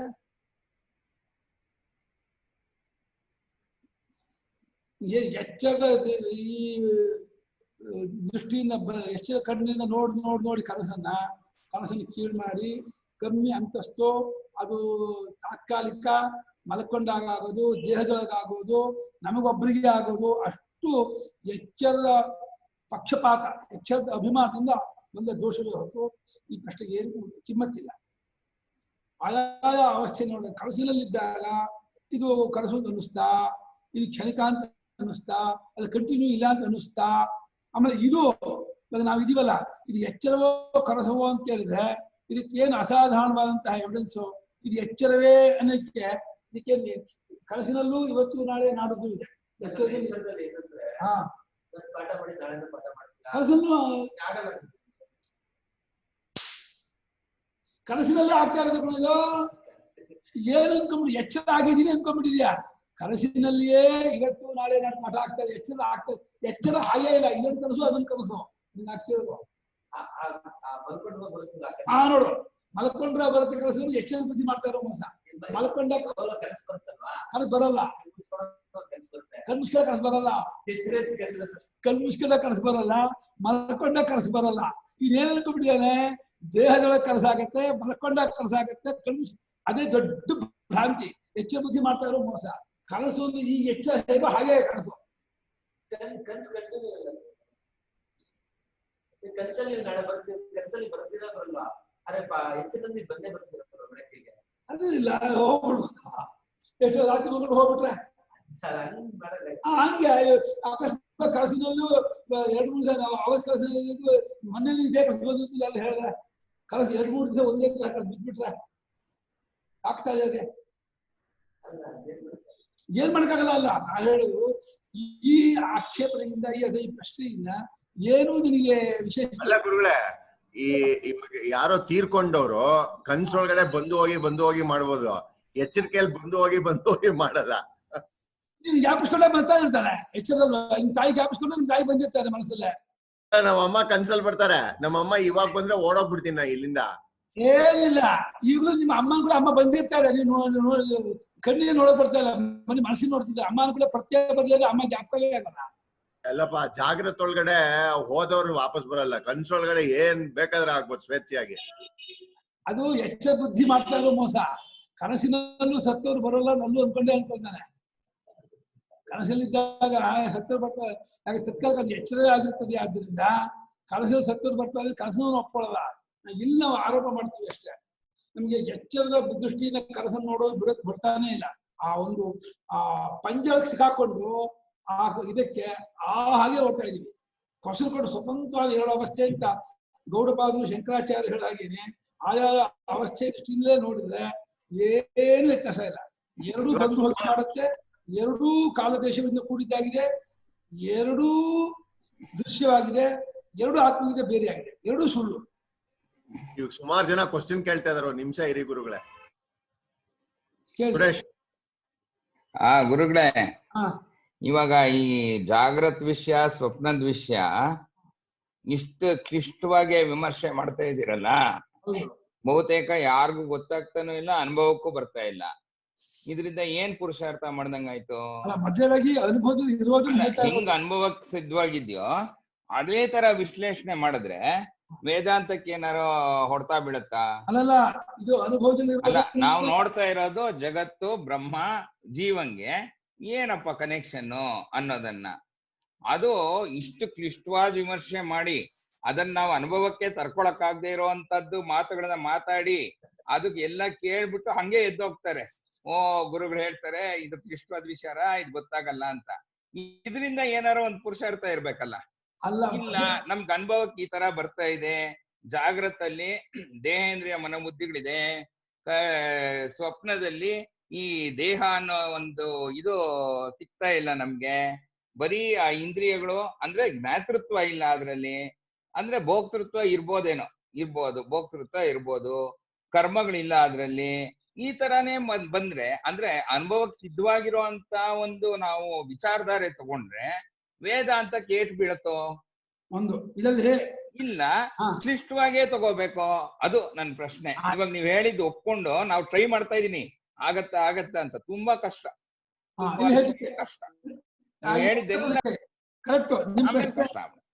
ನಿಮ್ ಪ್ರಶ್ನೆ ಒಪ್ಕೊಂಡೆ. ಮೊದಲೇದಾಗಿ ಎಚ್ಚರ ಪ್ರಪಂಚದ ಸತ್ಯತ್ವ ಬುದ್ಧಿಯನ್ನ ಮಿಥ್ಯಾತ್ವ ತೋರಿಸೋಕೆ ಸ್ವಲ್ಪ ದೃಷ್ಟಾಂತ ಕೊಟ್ಟಿದ್ದಾರೆ. ಮೊದಲೇದು, ಎಚ್ಚರದಲ್ಲಿ ಯಾರಿಗೆ ಆಗ್ರಹ ಇದೆ, ಸತ್ಯಾನುಬುದ್ಧಿ ಇದೆ, ಇದು ಸತ್ಯತ್ವ ಬುದ್ಧಿಯನ್ನ ಬಿಡಿಸುವುದಕ್ಕಾಗಿ ಸ್ವಲ್ಪ ದೃಷ್ಟಾಂತ ಕೊಟ್ಟಿದ್ದಾರೆ ಮೊದಲನೇದು. ಎರಡನೇದಾಗಿ ಇಲ್ಲದೇ ಇರೋ ಅನುಭವ ಹೇಳ್ತಾ ಇಲ್ಲ, ಕ್ಲಿಷ್ಟವಾದದ್ದೇನು ಹೇಳ್ತಾ ಇಲ್ಲ. ನಾವು ನೋಡ್ಕೊಳಕ್ ಬರ್ತಾ ಇಲ್ವೇ ಹೊರತು ಇರೋ ಅನುಭವವನ್ನೇ ಅವ್ರು ಅನುವಾದ ಮಾಡ್ತಾ ಇರೋದು. ನಮಗೆ ಎಚ್ಚರದಲ್ಲಿ ಪಕ್ಷಪಾತವಿದ್ದು ಎಚ್ಚರದ ಅಭಿಮಾನದಿಂದ ಇದಕ್ಕೆ ಸಿಕ್ಕಾಕೊಂಡು ಈ ಕಣ್ಣಿನಿಂದ ಕೆಲಸ ನೋಡಿ ಅದು ಕ್ಲಿಷ್ಟ ಅನ್ನಿಸ್ತಾ ಇದೆ ಹೊರತು ಎಚ್ಚರದ ಅಭಿಮಾನ ಬಿಟ್ಟು ಇದೇ ಸತ್ಯ, ಇದೇ ನಿಜವಾದದ್ದು ಅನ್ನೋದನ್ನು ಬಿಟ್ಟು ನಿಷ್ಪಕ್ಷಪಾತ ದೃಷ್ಟಿಯಿಂದ ನೋಡಿದ್ರೆ ಸುಲಭವಾಗಿ ಕನಸಿನ ಎಲ್ಲಾ ಸಮಸ್ಯೆಯೂ ಬಗೆಹರಿಯುತ್ತೆ. ಇದರಲ್ಲಿ ಏನು ಕ್ಲಿಷ್ಟ ಇಲ್ಲ. ಮೂರನೇದಾಗಿ ಎರಡೂ ಬಂದು ಹೋಗಿ ಮಾಡೋದ್ರಿಂದ ಆತ್ಮನಿಗೆ ಎರಡು ಸಂಬಂಧವಿಲ್ಲ ಅಂತ ತಿಳಿಸ್ಕೊಡೋದೇ ವೇದಾಂತದ ಉದ್ದೇಶ. ಆತ್ಮನು ಎಚ್ಚರಕ್ಕೂ ಅಂಟ್ಕೊಂಡಿಲ್ಲ, ಕನಸಿಗೂ ಅಂಟ್ಕೊಂಡಿಲ್ಲ. ಅದು ಕನಸಿನ ದೃಷ್ಟಾಂತ ಸ್ಪಷ್ಟವಾಗುತ್ತೆ. ಬರೀ ಎಚ್ಚರ ಒಂದನ್ನೇ ವಿಚಾರ ಮಾಡಿದ್ರೆ ಎಚ್ಚರ ಸಂಬಂಧ ಆತ್ಮನಿಗೆ ಇದ್ದೇ ಇದೆ ಅಂತಾಗಿ ಆತ್ಮನ ಅವಸ್ಥಾ ರಹಿತನು ತೀರ್ಮಾನ ಮಾಡಕ್ಕೆ ಆಗಲ್ಲ. ಆತ್ಮನಿಗೆ ಎಚ್ಚರ ಸಂಬಂಧ ನಿತ್ಯವಾಗಿದೆ ಅಂತಾಗಿ ಆತ್ಮನಿಗೆ ಅಸಂಗತ್ವ, ಆತ್ಮನು ಅದ್ವಿತೀಯತ್ವ ಪ್ರೂವ್ ಮಾಡಕ್ಕಾಗಲ್ಲ. ಸ್ವಪ್ನ ತಗೊಂಬಂದ್ರೆ ಸ್ವಪ್ನದ ತೋರಿಕೆ ಹೇಗೆ ಸತ್ಯವಾಗಿ ತೋರಿದ್ರು ಅದನ್ನ ಹೇಗೆ ಬಿಟ್ಟು ಬಂದ್ವೋ, ಅದನ್ನ ನೋಡುವಾಗ ಹೇಗೆ ಇದನ್ನ ಬಿಟ್ಟು ಹೋಗಿರ್ತೀವೋ, ಅದು ನಾವು ಮಾತ್ರ ಎರಡರಲ್ಲೂ ಈಕ್ವಲ್ ಆಗಿರ್ತೀವಲ್ಲ. ಅದನ್ನ ನಮಗೆ ಎಚ್ಚರದ ಸೋಂಕು ಇಲ್ಲ, ಸ್ವಪ್ನದ ಸೋಂಕು ಇಲ್ಲ ಅಂತ ತಿಳ್ಕೊಳ್ಳೋಕೆ ಸ್ವಪ್ನ ದೃಷ್ಟ ಅಂತ ತುಂಬಾ ಹೆಲ್ಪ್ ಮಾಡುತ್ತೆ. ಜಾಗೃತಿಯಲ್ಲಿರುವ ಸತ್ಯತ್ವ ಬುದ್ಧಿನ ಬಿಡಿಸೋದಕ್ಕೂ ತುಂಬಾ ಸಹಾಯ ಮಾಡುತ್ತೆ ಕನಸಿನ ವಿಚಾರ. ಎಚ್ಚರ ಮೇಲೆ ಮಿತಿಮೀರಿದ ಅಭಿಮಾನ ಇಟ್ಕೊಂಡು ಸತ್ಯತ್ವ ಬುದ್ಧಿ ಇಟ್ಕೊಂಡು ಇದರಲ್ಲೇ ಎಲ್ಲಾ ವ್ಯವಹಾರ ನಿಜವಾಗಿರೋದು ಅಂದ್ಕೊಂಡು ನಾವು ಮುಳುಗಿರೋದ್ರಿಂದ ಇದು ಇನ್ನಷ್ಟು ಬಿಗಿಯಾಗಿ ಇಟ್ಕೊಳ್ಳುತ್ತೆ ಹೊರತು ಇದು ನಮ್ಮ ಸ್ವರೂಪಕ್ಕೆ ಸೇರಿದ್ದಲ್ಲ ಅಂತ ಗೊತ್ತಾಗೋದೇ ಇಲ್ಲ. ಸ್ವಪ್ನ ದೃಷ್ಟ ಅಂತ ಹಾಗಾಗಿ ಇದಕ್ಕೆ ಹೋಲಿಸ್ತಾ ಇದ್ರೆ ಇದರ ಸತ್ಯ ಬಯಲಾಗುತ್ತೆ. ಇದು ಇಷ್ಟೇ, ಕನಸಿನಂತೆಯೇ ಇದು ಬರೀ ತೋರಿಕೆ ಮಾತ್ರವೇ ಅಂತ ಗೊತ್ತಾಗಿ ಇದರಲ್ಲಿ ಅಟ್ಯಾಚ್ಮೆಂಟ್ ಕಮ್ಮಿ ಆಗತ್ತೆ. ಮತ್ತು ಆತ್ಮನು ಈ ಎಚ್ಚರಕ್ಕೂ ಸೇರಿಲ್ಲ ಅಂತ ಗೊತ್ತಾಗ್ತಾನೆ, ಆತ್ಮನು ಎರಡಕ್ಕೂ ಒಬ್ಬರೇ ಅದ್ವಿತೀಯರು ಅಂತಲೂ ಗೊತ್ತಾಗ್ತಾನೆ. ಸ್ವಯಂ ಜ್ಯೋತಿ ಅಂತ ಸ್ವಪ್ನ ದೃಷ್ಟ ಅಂತಲೇ ತೀರ್ಮಾನ ಆಗೋದು. ಆದ್ರಿಂದ ಕ್ಲಿಷ್ಟವಾದ ವಿಚಾರವನ್ನು ಖಂಡಿತ ಹೇಳ್ತೀವಿ. ನಾವು ಇದುವರೆಗೂ ಎಚ್ಚರಕ್ಕೆ ಅಂಟ್ಕೊಂಡು ಎಚ್ಚರದ ಅಭಿಮಾನವನ್ನ ಇಟ್ಕೊಂಡು ಇದೇ ಸತ್ಯ ವ್ಯವಹಾರ ಮಾಡ್ತಾ ಬಂದಿರೋದ್ರಿಂದ ಇವತ್ತು ಸಡನ್ ಆಗಿ ಈ ವಿಷಯ ಹೇಳಿದಾಗ ಇದು ತುಂಬಾ ಕಷ್ಟ ಅನಿಸುತ್ತೆ ಹೊರತು ನಿಷ್ಪಕ್ಷಪಾತ ದೃಷ್ಟಿಯಿಂದ ಎರಡನ್ನೂ ಬೇರೆಯಾಗಿ ಇಟ್ಕೊಂಡು ವಿಚಾರ ಮಾಡಿದ್ರೆ ಆ ಕಾಲಕ್ಕೆ ಅದು ಎಚ್ಚರ, ಈ ಕಾಲಕ್ಕೆ ಇದು ಎಚ್ಚರ. ಅದು ಕನಸಲ್ಲ. ಅದು ಎಚ್ಚರ ಇದ್ದಾಗ ಇದು ಬಿಟ್ಟು ಹೋಗಿರೋದ್ರು ಇದು ಕನಸು. ಇದು ಬಂದಾಗ ಎಚ್ಚರ ಬಂದಾಗ ಅದು ಬಿಟ್ಟು ಹೋಗೋದ್ರಿಂದ ಅದು ಕನಸು. ಬಿಟ್ಟು ಹೋಗೋದನ್ನ ಕನಸು ಅಂತ ಇದೀವಿ ಹೊರತು ಸುಳ್ಳು ಅಂತ ಇರೋದು ಕನಸಲ್ಲ. ಸುಳ್ಳು ಅಂತ ಇರೋದು ಇಲ್ಲಿ ಬಂದಾಗ. ಇವಾಗ ಅಲ್ಲಿದ್ದಾಗ ಸುಳ್ಳು ಅಂತ ಅನ್ನಿಸದೇ ಇರೋದ್ರಿಂದ ಇಲ್ಲಿ ಬಂದು ಅದನ್ನು ಸುಳ್ಳು ಅಂತ ಹೇಳೋದು ತಪ್ಪು. ಇಲ್ಲಿದ್ದಾಗ ನಾವು ಅದನ್ನು ಸುಳ್ಳು ಅಂತ ಅನ್ನೋದು ಪಕ್ಷಪಾತ ದೃಷ್ಟಿಯಿಂದ ಹೇಳ್ತಿರ್ತೀವಿ. ಅಲ್ಲಿದ್ದಾಗಲೂ ಕೂಡ ಇದು ಇರೋದಿಲ್ಲ ಅಂತ ಆದ್ದರಿಂದ ಇದು ಕೂಡ ಅಷ್ಟೇ ಮಿಥ್ಯೆ. ಆದ್ರಿಂದ ಎರಡು ಅವಸ್ಥೆಯನ್ನು ನಿಷ್ಪಕ್ಷಪಾತ ದೃಷ್ಟಿಯಿಂದ ನೋಡ್ಬೇಕು. ಹಾಗೆ ನೋಡಿದಾಗ ನಿಮ್ಗೆ ತತ್ವ ತೇಲತ್ತೆ ಅನ್ನುವ ದೃಷ್ಟಿಯಿಂದ ಶಂಕರಾಚಾರ್ಯರು ಗೌಡಪಾದರು ಕೂಡ ನಿಮಗೆ ಆಗುತ್ತಿರುವಂತಹ ಅವಸ್ಥೆಗಳನ್ನ ಪರಿಶೀಲನೆ ಮಾಡ್ರಪ್ಪ, ಒಳಹೊಕ್ಕು ವಿಚಾರ ಮಾಡಿ ಎಚ್ಚರಕ್ಕೆ ಗಂಟು ಬಿದ್ದು ಎಚ್ಚರವನ್ನೇ ಸತ್ಯ ಅನ್ಕೊಂಡು ಇದಕ್ಕೆ ಮಿತಿಮೀರಿದ ಅಭಿಮಾನ ಇಟ್ಕೊಂಡು ವಿಚಾರ ಮಾಡಿದ್ರೆ 100 ವರ್ಷ ವಿಚಾರ ಮಾಡಿದ್ರೆ ನಿಮ್ಗೆ ತತ್ವ ಸಿಗೋದಿಲ್ಲ ಅನ್ನೋದಕ್ಕೋಸ್ಕರವಾಗಿ ಅವಸ್ಥಾತ್ರ ವಿಚಾರ ತಗೊಂಡಿದ್ದಾರೆ. ಅಷ್ಟೇ ಹೊರತು ಕ್ಲಿಷ್ಟವಾದ ವಿಚಾರ ಅಂತ ನಮ್ಗೆ ಯಾಕಾಗಿದೆ ಅಂದ್ರೆ ನಾವು ಇದುವರೆಗೂ ಅದರ ಕಡೆ ಗಮನ ಕೊಟ್ಟಿಲ್ಲ. ಅದು ಬರೀ ನಾವು ಮಲ್ಕೊಂಡಾಗ ದೇಹದೊಳಗೆ ರಾತ್ರಿ ಆಗೋದು ಅನ್ನೋದನ್ನ ಇಟ್ಕೊಂಡ್ಬಿಟ್ಟಿದೀವಿ, ಅದಂಶನು. ಹಾಗೆ ಇಟ್ಕೊಂಡು ವಿಚಾರ ಮಾಡೋದ್ರಿಂದ ಅದು ಸುಳ್ಳು, ಅದು ನಾವು ಮಾಡ್ತಿದೀವಿ. ಆದ್ರೆ ಅನುಭವವನ್ನು ಕೇಳಿದ್ರೆ ತತ್ತತ್ ಕಾಲಕ್ಕೆ ಎರಡೂ ಎಚ್ಚರ ಅಂತ ಅನುಭವ. ಆ ಆತ್ಮನಿಗೆ ಎರಡೂ ಬಿಟ್ಟು ಹೋಗ್ತಾ ಇದೆ, ಎರಡೂ ಬಂದು ಹೋಗಿ ಮಾಡುತ್ತೆ. ಆತ್ಮನಿಗೆ ಎರಡರ ಸೋಂಕು ಇಲ್ಲ. ಆತ್ಮನು ಅಸಂಗನು ಅಸಂಬದ್ಧನು ಅನ್ನುವಂತಹ ಆತ್ಮಸ್ವರೂಪ ಗೊತ್ತಾಗೋದು ಅನ್ನೋದೇ ಈ ಅವಸ್ಥಾದ್ವಯ ವಿಚಾರದ ಫಲಿತಾಂಶ. ಅಷ್ಟೇ ಹೊರತು ಕ್ಲಿಷ್ಟ ಏನಲ್ಲ. ಇದು ಕ್ಲಿಷ್ಟ ಅಂತ ಯಾಕಾಗತ್ತೇನೆ ವಿಚಾರ ಮಾಡದೇ ಇರೋದನ್ನ ಕ್ಲಿಷ್ಟವಾಗಿದೆ ಅಷ್ಟೇ. ವೈತತ್ಯ ಪ್ರಕರಣ ಬಂದಾಗ ಅದು ಶಂಕರಾಚಾರ್ಯ ಬಿಡಿಸಿ ತೋರಿಸ್ತಾರೆ. ಎರಡೂ ಏನಿಲ್ಲ. ಆದ್ರೆ ನಮ್ಗೆ ಎಚ್ಚರದ ಮೇಲೆ ಮಿತಿ ಮೀರಿದ ಅಭಿಮಾನ ಇರೋದಿಲ್ಲ, ಕಷ್ಟ ಆಗ್ತಾ ಇದೆ ಅಷ್ಟೇ, ಏನೂ ಇಲ್ಲ. ಹಂಗಲ್ಲ ಗುರುಗಳೇ, ಇದರಲ್ಲಿ ದೇಹಧಾರಣೆ ಇದೆಯಲ್ಲ ಜಾಗೃತಲ್ಲಿ, ಸ್ವಪ್ನದಲ್ಲಿ ನಮಗ್ ಕಾಣ್ಕೊಳ್ಳೋ ಅಂತ ದೇಹಧಾರಣೆ ಇಲ್ವಲ್ಲ. ದೇಹಧಾರಣೆ ಇಲ್ವಾ? ಜಾಗ್ರತಲ್ಲಿ ತಾನೇ ನಾನು ಈ ದೇಹ ಎತ್ತೋದು ಅಲ್ವಾ ಗುರು? ಪ್ರಶ್ನೆ ಕೇಳಿ. ಸ್ವಪ್ನದಲ್ಲಿ ಈ ಮಾತು ನನಗೆ ಕನಸಲ್ಲಿ ಈ ಆಕ್ಷೇಪವನ್ನು ಕನಸಲ್ಲಿ ಮಾಡಿದ್ರೆ ಅದಕ್ಕೆ ಏನ್ ಅರ್ಥವೋ ಅದೇ ಅರ್ಥ. ಇದನ್ನ ನೀ ಎಚ್ಚರದಲ್ಲಿ ಮಾಡ್ತಿದ್ರೆ ಕನಸಲ್ಲಿ ಮಾಡ್ತಿದ್ರೆ ಈ ಆಕ್ಷೇಪವನ್ನ ಅದು ಹೇಗತ್ತೋ? ಇದು ಯಾಕೆ ಎಚ್ಚರ? ಇದು ಹೇಗೆ ಎಚ್ಚರ? ಎಚ್ಚರಕ್ಕೆ ಯುನೀಕ್ ಆದಂತ ಒಂದು ಇದು ಹೇಳಿ ಡೆಫಿನೇಷನ್. ಎಚ್ಚರಕ್ಕೆ ಯುನೀಕ್ ಆದ ಅಸಾಧಾರಣವಾದ ಡೆಫಿನೇಷನ್ ಹೇಳಿ, ಅವಾಗ ನಾನು ಇದನ್ನು ಎಚ್ಚರ ಒಪ್ಕೊಳ್ತೀನಿ. ಇಲ್ಲಿ ಹಾಗೆ ಅಲ್ಲಿ ತೋರಿದಾಗ ಅದ್ಯಾಕೆ ಎಚ್ಚರವಲ್ಲ, ಇದ್ಯಾಕೆ ಎಚ್ಚರ? ಗುರುಗಳೇ, ಈಗ ಈ ಅವನ ಅವಸ್ಥಾತೀತ, ಅವನ ಕಾಲಾತೀತ ಅನ್ನೋದಕ್ಕೆ ತೋರ್ಸಕ್ಕೆ ಈಗ ಉದಾಹರಣೆಯಾಗಿ ಎಚ್ಚರ, ಕನಸು ಮತ್ತೆ ಇದು ಸುಷುಪ್ತಿ ತಗೊಂಡಿದ್ದಾರೆ. ಹೌದು, ಅದಕ್ಕೋಸ್ಕರವೇ ವಿನಃ ಈಗ ಕನಸನ್ನೇ ನಾವು ವಿಮರ್ಶೆ ಮಾಡ್ಕೊಂಡು ಅದನ್ನೇ ನಾವು ತಿಳ್ಕೊಂಡು ಇದಿಲ್ಲ. ಅದು ಸುಳ್ಳು. ಹಾಗೆ ಎಚ್ಚರನು ಸುಳ್ಳು, ಹಾಗೆ ಇದ್ದು ಸುಳ್ಳು. ಅಂದ್ರೆ ಮೂರೊಳಗೂ ಇರ್ತಕ್ಕಂಥನು ಒಬ್ಬನೇ ಆತ್ಮ. ಅವನನ್ನ ಕಂಡ್ಕೊಳ್ಳೋಕೆ ಇದು ಉದಾಹರಣೆ ಅಷ್ಟೇ ಅಲ್ವೇ? ಕರೆಕ್ಟ್. ಅದೇ ಸತ್ಯ, ಅದೇ ವಿಚಾರ ಅಷ್ಟೇ. ಕನಸಿಂದು ಅವತ್ ಹೇಗೆ ಇವತ್ ಹೇಗೆ ಅದು ಬೇಕಿಲ್ಲ. ಕನಸು ಹೇಗೆ ಸುಳ್ಳು, ಕನಸಲ್ಲೂ ಇದ್ದಾನೆ, ಇದ್ರಲ್ಲೂ ಇದ್ದಾನೆ, ಅದ್ರಲ್ಲೂ ಇದ್ದಾನೆ. ಅಂದ್ರೆ ಅವನು ಅವಸ್ಥಾತೀತ ಅನ್ನೋದು ಅರ್ಥ ಮಾಡ್ಕೊಳ್ಳೋಕೆ ಇದು ಉದಾಹರಣೆ ಅನ್ಕೋಬಹುದು. ಕರೆಕ್ಟ್, ಹೌದು. ಅದಕ್ಕೆ ಅದು ಎಚ್ಚರದ ಅಭಿಮಾನ ಇದ್ದವರಿಗೆ ಕನಸು ಸುಳ್ಳು ಬಿಡಿ, ಎಚ್ಚರ ಯಾಕೆ ಸುಳ್ಳು ಅಂತ ಕೇಳ್ತಾರೆ. ಕೇಳಲ್ಲ, ಕನಸು ಸುಳ್ಳು, ಎಚ್ಚರ ಯಾಕೆ ಸುಳ್ಳು, ಎಚ್ಚರ ನಿಜಾನೆ ಅಂತಂದ್ರೆ ಅದು ನಾವು ಆತ್ಮತತ್ವ ತಿಳ್ಕೊಳ್ಳೋಕೆ ಜೀವನಿಗಿಂತಲೂ ಜಗತ್ತಿಗಿಂತಲೂ ವಿಲಕ್ಷಣನಾಗಿದ್ದು ಈ ಜಗತ್ತಿಗೆ ಆಸ್ಪದ ವಿಚಾರ ಮಾಡ್ಬೋದಲ್ಲ ಅಂತಂದ್ರೆ ಖಂಡಿತ ಆಗ್ಬೋದು. ಅದು ಒಂದು ವಿಚಾರ ಕ್ರಮ, ಅದನ್ನ ಆಗಲ್ಲ ಅಂತಂತಿಲ್ಲ ಅಷ್ಟೇ. ಇದೊಂದು ಟೂಲೇ ಹೊರತು ಇದೇ ಇದಲ್ಲ, ಇದು ಒಂದು ಮೆಥಡ್. ಕಾರ್ಯಕಾರಣ ಪ್ರಕ್ರಿಯೆಯಿಂದ ದೃಶ್ಯ ಪ್ರಕ್ರಿಯೆಯಿಂದ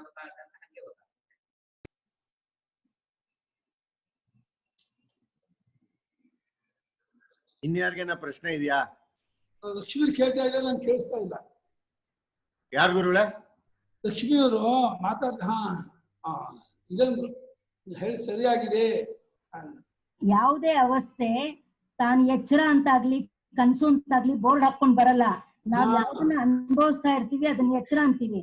ನಮ್ಮನ್ನ ದಾಟಿ ಯಾವ್ದು ಹೋಗುತ್ತೆ ಅದನ್ನ ಕನಸು ಅಂತ ಕರಿತೀವಿ. ಸುರೇಶ್ ಅವರೇ ಕರೆಕ್ಟ್ ಹೇಳಿದ್ರು. ಯಾವುದನ್ನು ಅನುಭವಿಸ್ತಾ ಇರ್ತೀವೋ ಅದರ ಎಚ್ಚರ ಅಂತ ಅನ್ನೋದು ಬುದ್ಧಿಯ ಚಟ. ಅದು ಎಚ್ಚರ ಅಂತ ಯಾವುದು ಬರಲ್ಲ. ಸ್ವಪ್ನ ಕಾಲದಲ್ಲಿ ಅದು ಎಚ್ಚರ ಅಂತ ಅನುಭವಿಸ್ತಾ ಇರ್ತೀವಿ. ಆದ್ರೆ ಎಚ್ಚರ ಕಂಟಿನ್ಯೂ ಆಗುತ್ತೆ, ಕನಸು ಕಂಟಿನ್ಯೂ ಆಗಲ್ಲ ಅಂತ ಎಚ್ಚರ ಬುದ್ಧಿ ಮಾಡ್ತಾ ಇರೋ ಮೋಸ ಅದು. ಎಚ್ಚರಕ್ಕೆ ಡೆಫಿನೇಷನ್ನೇ ಇಲ್ಲ. ಇದು ಎಚ್ಚರ ಅನ್ನೋಕ್ಕೆ ಯುನೀಕ್ ಆದ ಅಸಾಧಾರಣವಾದಂತ ಲಕ್ಷಣ ಏನೋ ಅಂತ ಕೇಳಿದ್ರೆ, ಅಲ್ಲೂ ಪಂಚಭೂತ, ಇಲ್ಲೂ ಪಂಚಭೂತ, ಅಲ್ಲೂ ಕಾಲದೇಶ, ಇಲ್ಲೂ ಕಾಲದೇಶ, ಅಲ್ಲೂ ದೇಹೇಂದ್ರಿಯ ಮನೋಬುದ್ಧಿ, ಇಲ್ಲೂ ದೇಹೇಂದ್ರಿಯ ಮನೋಬುದ್ಧಿ, ಎಲ್ಲವೂ ಎರಡು ಅವಸ್ಥೆಗಳು ಸಮಾನವಾದದ್ದಾದಾಗ ಇದೇ ಎಚ್ಚರ, ಇದೇ ಸತ್ಯ, ಇದೇ ಕರೆಕ್ಟ್ ಅನ್ನೋದಕ್ಕೆ ಏನು ವಿಶೇಷ? ಎಚ್ಚರದ ಬುದ್ಧಿ ಮೋಸ ಮಾಡ್ತಾ ಇದೆ. ನಿಷ್ಪಕ್ಷಪಾತ ದೃಷ್ಟಿಯಿಂದ ನೋಡಕ್ ಬರ್ತಾ ಇಲ್ಲ. ಏನು ವ್ಯತ್ಯಾಸ ಇಲ್ಲ ಎರಡಕ್ಕೂ. ಮುಂದೆ ವ್ಯತ್ಯಾಸ ಬಗ್ಗೆ ಸ್ಪಷ್ಟವಾಗತ್ತೆ. ಓಂ ಪ್ರಭಾವ ಸರ್ ಆಯ್ತಾ? ಮಿನಿಟ್ ಆಯ್ತು. ಯೋ ವೇದ ಏತದು ಭಯಂ ಭೋಜ್ಯ ಭೋಕ್ತೃತಯ ಅನೇಕಧಾ ಭಿನ್ನಂ ಸಹ ಭುಂಜಾನಃ ನಲಿಪ್ಯತೆ. ಯಾವಾತನು ಇದನ್ನ ಈ ಎರಡನ್ನು ಅರಿಯುತ್ತಾನೋ, ಭೋಕ್ತೃ ವಿಶ್ವಾತೇಶ ಪ್ರಾಜ್ಞರು, ಭೋಜ್ಯ ಸ್ಥೂಲ ಸೂಕ್ಷ್ಮ ಆನಂದ, ಈ ರೀತಿ ವಿಭಾಗವಾಗಿರುವಂತಹದ್ದನ್ನ ಯಾವ ತಿಳ್ಕೊಳ್ತಾನೋ, ಹೀಗೆ ತಿಳ್ಕೊಂಡು ಈ ಆತ್ಮನೇ ಒಬ್ಬನೇ ಮೂರಾಗಿಯೂ ಒಂದೇ ಮೂರಾಗಿ ತೋರ್ತಾ ಇದೆ. ನಿಜವಾಗಿ ಭೋಕ್ತೃ ಭೋಜ್ಯ ವಿಭಾಗ ಇಲ್ಲ, ಕಲ್ಪಿತವಾದದ್ದು ಯಾವ ತಿಳ್ಕೊಳ್ತಾನೋ ಅವನು ಅನುಭವಿಸ್ತಾ ಇದ್ರು ಕೂಡ ಆ ಅನುಭವದಿಂದ ಲೇಪ ಅವನಿಗೆ ಆಗೋದಿಲ್ಲ, ಅದನ್ನ ಇಟ್ಕೊಳ್ಳೋದಿಲ್ಲ ಅವನು. ಭೋಜ್ಯಸ್ಯ ಸರ್ವಸ್ಯ ಏಕಸ್ಯ ಭೋಜ್ಯತ್ವ, ಎಲ್ಲಾ ಭೋಜ್ಯವೂ ಒಂದೇ ಭೋಜ್ಯವೇ, ಒಬ್ಬನೇ ಭೋಕ್ತೃ. ಸ್ಥೂಲ ಸೂಕ್ಷ್ಮ ಆನಂದ ಅಂತ ಹೆಸರು ಬೇರೆ ಹೊರತು ಒಂದೇ ಮೂರಾಗಿ ತೋರ್ತಾ ಇದೆ, ಒಬ್ಬನೇ ಮೂರಾಗಿ ತೋರ್ತಾ ಇದ್ದಾನೆ. ಹಾಗಾದ್ರಿಂದ ಒಬ್ಬ ಭೋಕ್ತೃಗೆ ಮೂರು ತರಹದ್ದಾದ ಭೋಜ್ಯ, ಮೂರು ಭೋಜ್ಯ ಅಲ್ಲ, ಒಂದೇ ಮೂರು ಪ್ರಕಾರವಾದ ಭೋಜ್ಯ ತೋರ್ತಾ ಇದೆ. ನಹಿ ಯಸ್ಯ ಯೋ ವಿಷಯ ಸಹ ತೇನ ಹೀಯತೆ ವರ್ತದೇವ. ಯಾವ ವಿಶ್ವ ತೇಜಸ ಪ್ರಾಜ್ಞನಿಗೆ ಸ್ಥೂಲ ಸೂಕ್ಷ್ಮ ಆನಂದ ಅನ್ನೋದು ವಿಷಯವಾಗುತ್ತೋ, ವಿಷಯದ ಸಂಬಂಧ ವಿಷಯಿ ಅದು ಇಲ್ಲ, ಅಂಟಲ್ಲ. ಸ್ಥೂಲ ಭೋಗ ವಿಶ್ವನಿಗೆ ಅಂಟೋದಿಲ್ಲ, ಸೂಕ್ಷ್ಮ ಭೋಗ ತೇಜಸ್ಸಿನಿಗೆ ಅಂಟೋದಿಲ್ಲ, ಆನಂದ ಭೋಗ ಪ್ರಾಜ್ಞನಿಗೆ ಅಂಟೋದಿಲ್ಲ. ಅಂಟಿಸ್ಕೊಳ್ಳದೆ ಇರುವಂತ ವಿಶ್ವ ತೇಜಸ ಪ್ರಾಜ್ಞನಿಗೆ ಅದು ಯಾವ ಹೆಚ್ಚೂ ಇಲ್ಲ, ಕಮ್ಮಿಯೂ ಇಲ್ಲ. ನವರ್ಧತೆ ನಕಿನ ಹೀಯತೆ. ಅದು ಯಾವ್ದು ವಿಷಯವಾಗಿದೆಯೋ ವಿಷಯಕ್ಕಿಂತ ಬೇರೆಯಾಗಿರೋ ಆತ್ಮನಿಗೆ ವಿಷಯದ ಸಂಬಂಧವಿಲ್ಲದ್ರಿಂದ ಅದು ನಮ್ಗೆ ಹೆಚ್ಚು ಆಗಲ್ಲ, ಕಮ್ಮಿ ಆಗಲ್ಲ ಅಂತ ತಿಳ್ಕೊಳ್ಳೋದೇ ಈ ಅವಸ್ಥಾತ್ರದ ವಿಚಾರ ಪ್ರಯೋಜನ, ವಿಚಾರದ ಪ್ರಯೋಜನ. ನಹಿ ಅಗ್ನಿ ಸ್ವವಿಷಯಂ ದಗ್ಧ ಕಾಷ್ಠಾದಿ ವರ್ಧತೆ ಕ್ಷೀಯತೆ ಅಂತ. ಅಗ್ನಿಯು ತನ್ನ ವಿಷಯವಾದ ಬೆಂಕಿಯನ್ನ ಕಟ್ಟಿಗೆಯನ್ನ ಸುಟ್ರೆ ಹೆಚ್ಚು ಆಗಲ್ಲ, ಸುಟ್ಟು ಹೋದ್ಮೇಲೆ ಕಮ್ಮಿನೂ ಆಗಲ್ಲ. ಅಗ್ನಿ ತತ್ವ ಏನೋ ಅಷ್ಟು ಅಷ್ಟೇ ಇದೆ. ಅಗ್ನಿ ತೋರ್ಕೊಳ್ತಾ ಇತ್ತು ಕಟ್ಟಿಗೆಯಲ್ಲಿ, ಕಟ್ಟಿಗೆ ಸುಟ್ಟೋಯ್ತು, ಅಗ್ನಿ ಅವ್ಯಕ್ತವಾಯ್ತು. ವ್ಯಕ್ತಾವ್ಯಕ್ತತೆ ಆಗಬಹುದು, ತೋರ್ಕೊಳ್ಳೋದಿರೋದು. ತತ್ವಕ್ಕೆ, ಅಗ್ನಿ ತತ್ವಕ್ಕೆ ಹೆಚ್ಚು ಕಮ್ಮಿ ಏನಿಲ್ಲ. ಹಾಗೆ ಆತ್ಮನು ಜಾಗೃತ್ ಸ್ವಪ್ನಗಳಲ್ಲಿ ಸ್ಥೂಲ ಸೂಕ್ಷ್ಮವನ್ನು ಅನುಭವಿಸಲಾಗಿದ್ದು, ಸುಷುಪ್ತಿಯಲ್ಲಿ ಪ್ರಾಜ್ಞನಾಗಿ ಅವ್ಯಕ್ತನಾಗಿ ಸೂಕ್ಷ್ಮವಾಗಿರಬಹುದು. ಆದರೆ ಸ್ವರೂಪದಲ್ಲಿ ಪ್ರಾಜ್ಞನಾಗಿದ್ದಾಗ ಎಷ್ಟು ಸ್ವರೂಪವೋ ತೇಜಸ್ಸನಾದಾಗಲೂ ಅಷ್ಟೇ ಸ್ವರೂಪ, ವೈಶ್ವಾನರಾದಾಗಲೂ ಅಷ್ಟೇ ಸ್ವರೂಪ. ಸ್ವರೂಪದಲ್ಲಿ ಹೆಚ್ಚು ಕಮ್ಮಿ ಇಲ್ಲ. ವಿಶ್ವ ಜಾಸ್ತಿ ದೊಡ್ಡವನು, ತೇಜಸ್ಸ ಸ್ವಲ್ಪ ಅಬ್ರಿಡ್ಜ್ ಆದವನು, ಪ್ರಾಜ್ಞ ಇನ್ನೂ ಚಿಕ್ಕವನು ಅಂತ ಹಾಗಿಲ್ಲ. ಸ್ವರೂಪದಲ್ಲಿ ಆ ವಿಷಯದ ಅನುಭವಿಸುವಿಕೆಯಿಂದ ಸ್ವರೂಪದಲ್ಲಿ ಹೆಚ್ಚು ಕಮ್ಮಿ ಇರುವುದಿಲ್ಲ. ಯಾರೇ ಆಗಲಿ ವಿಷಯವನ್ನ ಏನೇ ನೋಡಿದ್ರು ಕೂಡ ನೋಡಿದ ವಿಷಯದಿಂದ ನೋಡುವ ಆತನು ಹೆಚ್ಚು ಆಗಲ್ಲ, ಕಮ್ಮಿ ಆಗಲ್ಲ, ಅಂಟ್ಕೊಳ್ಳೋದು ಇಲ್ಲ, ಏನೂ ಆಗಲ್ಲ, ಬೇರೆಯಾಗೇ ಇರ್ತಾನೆ.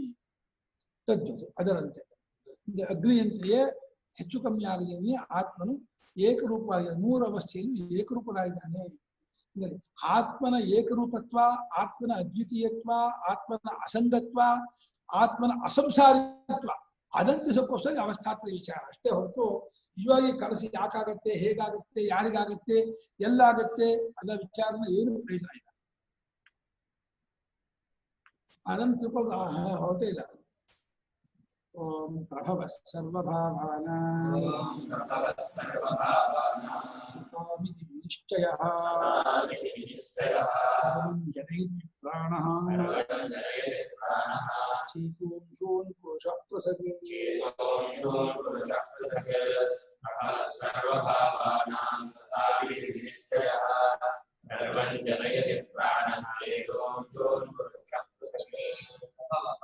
ಸರ್ವಭಾವಾನಾಂ ಸತಾ ಇತಿ ನಿಶ್ಚಯಃ ಸರ್ವಂ ಜನಯತಿ ಪ್ರಾಣಃ ಚೇತಃ ಚೇತೋಂಶೋ ಚೇತಸಃ ಅಂಶಃ ಚೇತೋಂಶ ಒಂದೇ ಬರ ಚೇತೋಂಶೋನ್ ಪುರುಷಃ ಪೃಚ್ಛತ್ ಸತಾಂ ಸರ್ವಭಾವಾನಾಂ ಪ್ರಭವಃ ಅಂತ ಸ್ಟೇಟ್ಮೆಂಟ್.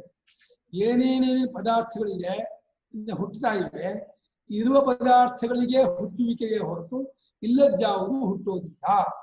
ಸತಾಮನ ಇರುವಂಥವುಗಳಾದ ಸರ್ವಭಾವಾನಾಂ ಎಲ್ಲಾ ಪದಾರ್ಥಕ್ಕೂ ಹುಟ್ಟನ್ನ ಹೇಳಬೇಕೇ ಹೊರತು ಇಲ್ಲದ್ ಹುಟ್ಟಿತು ಅಂತ ಮಾತ್ರ ಹೇಳಬಾರದು. ಇವತ್ತಿನ ಲೌಕಿಕರು ಮತ್ತೆ ವಿಜ್ಞಾನಿಗಳು ಬೇರೆ ಹೇಳ್ತಾರೆ, ತಾರ್ಕಿಕರು ಇವು ಎಲ್ಲರೂ ಕೂಡ ಇಲ್ಲದ್ ಹುಟ್ಟತ್ತೆ ಹೇಳ್ತಾರೆ. ಬೌದ್ಧರು ಇದ್ದದ್ದು ಹುಟ್ಟಬೇಕಾಗಿಲ್ಲ, ಇದ್ದೇ ಇರುತ್ತೆ, ಇದ್ದದ್ದು ಯಾಕೆ ಹುಟ್ಟಬೇಕು ಅಂತ ಹೇಳಿ ಇಲ್ಲದ್ದಾಗಿರತಕ್ಕ ಹುಟ್ಟತ್ತೆ ಅಂತ ಯಾರ್ಯಾರು ಅನ್ಕೊಂಡಿದ್ದಾರೆ ಅವರೆಲ್ಲರನ್ನೂ ತೆಗೆದುಹಾಕೋಸ್ಕರವಾಗಿ ಸತಾಂ ಸರ್ವಭಾವಾನಾಂ ಇರುವಂತಹ ಸತ್ತಾಗಿರುವ ಎಲ್ಲಾ ಪದಾರ್ಥಕ್ಕೆ ಹುಟ್ಟನ್ನ ಹೇಳಬೇಕು ಎಂಬುದು ವಿನಿಶ್ಚಯ, ಇದು ತೀರ್ಮಾನವು. ಇದನ್ನ ಪ್ರಾಣ ಅಂದ್ರೆ ಪ್ರಾಜ್ಞನು ಸರ್ವಂ ಜನಯತಿ, ಪ್ರಾಜ್ಞನೇ ಇದೆಲ್ಲವನ್ನು ಉಂಟು ಮಾಡುತ್ತಾನೆ, ಸೃಷ್ಟಿ ಮಾಡ್ತಾನೆ. ಇಲ್ಲ ಪ್ರಾಜ್ಞನಲ್ಲಿ ಅಡಗಿತ್ತು, ಪ್ರಾಜ್ಞನಲ್ಲಿ ಅವ್ಯಾಕೃತದಲ್ಲಿ ಸುಷುಪ್ತಾತ್ಮನಲ್ಲಿ ಇಲ್ಲ ಒಂದೇ ಅರ್ಥ. ಅಭಿಮಾನಿ ಆದಾಗ ಪ್ರಾಜ್ಞ, ಅವಸ್ಥೆ ಆದಾಗ ಸುಷುಪ್ತಿ, ಸ್ಥಿತಿ ಆದ್ರೆ ಅವ್ಯಾಕೃತ ಸ್ಥಿತಿ. ಅದು ಚೇತೋಂಶದ ಅರಿವಿನ ಕಿರಣಗಳಂತೆ. ಸೂರ್ಯನ ಕಿರಣ ಹೇಗೆ ಪ್ರಸರಿಸಿಕೊಂಡಿದೆಯೋ ಈ ಎಚ್ಚರ ಕನಸು ಅನ್ನೋದು ಅರಿವಿನ ಕಿರಣಗಳು ಪೃಥಕ್ ಬೇರೆ ಬೇರೆಯಾಗಿ ಉಂಟಾಗಿದೆ. ಅದನ್ನೇ ನೀವು ಪ್ರಪಂಚ ಪದಾರ್ಥ ಅಂತ ಆಗಿಲ್ಲ. ಅರಿವಿಗಿಂತ ಬೇರೆಯಾಗಿ ನಿಮಗೆ ಪದಾರ್ಥ ತೋರ್ತಾನೆ ಇಲ್ಲ. ನೀವು ಕುರ್ಚಿ ಅಂತಂದಲ್ಲ, ಕುರ್ಚಿ ಎಂಬ ಅರಿವನ್ನೇ ಕುರ್ಚಿ ಅಂತ ಇದ್ದೀರಾ. ಕುರ್ಚಿ ಎಂಬ ಅರಿವನ್ನ ಬಿಡಿಸಿದ್ರೆ ಕುರ್ಚಿ ತೋರಕ್ಕಾಗಲ್ಲ. ಕುರ್ಚಿ ಎಂಬ ಅರಿವು, ಚಾಪೆ ಎಂಬ ಅರಿವು, ಪುಸ್ತಕ ಎಂಬ ಅರಿವನ್ನೇ ಪುಸ್ತಕ ಚಾಪೆ ಕುರ್ಚಿ ಅಂತ ಅಂತಿದ್ದೀರೇ ಹೊರತು ಅರಿವಿಗಿಂತ ಬೇರೆ ಆಗಲ್ಲ. ಕುರ್ಚಿಯೂ ಇಲ್ಲ, ಚಾಪೆ ಇಲ್ಲ, ಪುಸ್ತಕವೂ ಇಲ್ಲ, ಬರೀ ಸುಳ್ಳು. ನಾವು ಪದಾರ್ಥದಲ್ಲಿ ಪದಾರ್ಥ ಮೇಲೆ ಅರಿವು ವ್ಯವಹಾರ. ಇವ್ರು ಹೇಳ್ತಾರೆ ಅರಿವಿನಲ್ಲಿ ಪದಾರ್ಥದ ಜ್ಞಾನ ತಪ್ಪು ಕಲ್ಪನೆ ಅಂತ ಹೇಳ್ತಾರೆ, ತಪ್ಪು ಆರೋಪ. ಅರಿವು ಸೆಟ್ಲಾಗಿದೆ, ಅರಿವಿನ ಸಾಗರದಲ್ಲಿ ಪದಾರ್ಥ ಎಂಬ ತಪ್ಪಲಿಕೆ ಉಂಟಾಗ್ತಾ ಇದೆ. ಇದು ಕುರ್ಚಿ, ಚಾಪೆ, ಇದು ಪುಸ್ತಕ, ಇದು ಜನ, ಇದು ವಾಹನ, ಇದು ಪ್ರಾಣಿ ಅನ್ನುವಂತಹ ತಪ್ಪು ಕಲ್ಪನೆಗಳು ಅರಿವೆಂಬ ಸಾಗರದಲ್ಲಿ ಗುಳ್ಳೆಗಳು ಬರ್ತಾ ಇದೆ.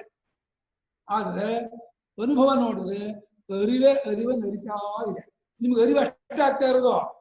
ಸುಖ ಆದಾಗ ಸುಖದ ಅರಿವು, ದುಃಖ ಆದಾಗ ದುಃಖದ ಅರಿವು, ಎಲ್ಲಾ ಟೈಮಲ್ಲೂ ಅರಿವು ಅಷ್ಟೇ ಆಗ್ತಾ ಇರಿದ್ರು ಕೂಡ ನೀವು ಅದಕ್ಕೆ ಕನೆಕ್ಟ್ ಮಾಡ್ಕೊಳ್ತೀರಾ. ಇದು ದುಃಖ, ಇದು ಭಯ, ಇದು ಸಂತೋಷ, ಇದು ತಳಮಳ, ಇದು ಅಂಥದ್ದು, ಇದು ಇಂಥದ್ದು ಅಂತ ಹೇಳಿ ಅದಕ್ಕೆ ಕನೆಕ್ಟ್ ಮಾಡ್ಕೊಂಡು ಬೇಗ ತೋರ್ತಾ ಇದೆ ಹೊರತು ಅನುಭವದಲ್ಲಿ ಅರಿವು ಅಂತ ಅನುಭವ ಬಿಟ್ಟು ಏನು ಅನುಭವ ಆಗ್ತಾ ಇಲ್ಲ.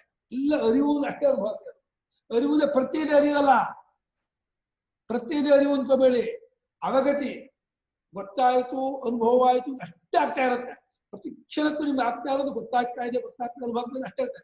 ಅಷ್ಟೇ ಆಗ್ತಾ ಇದ್ರು ನಾನು ಮರ ನೋಡಿದೆ, ಮನೆ ನೋಡಿದೆ, ಜನ ನೋಡಿದೆ, ವಾಹನ ನೋಡಿದೆ ಅಂತೇಳಿ ಆ ಅರಿವಿಗೆ ವಿಶೇಷವಾಗಿ ಹೊಸಕಾಕೊಡ್ತಾ ಇದೆ.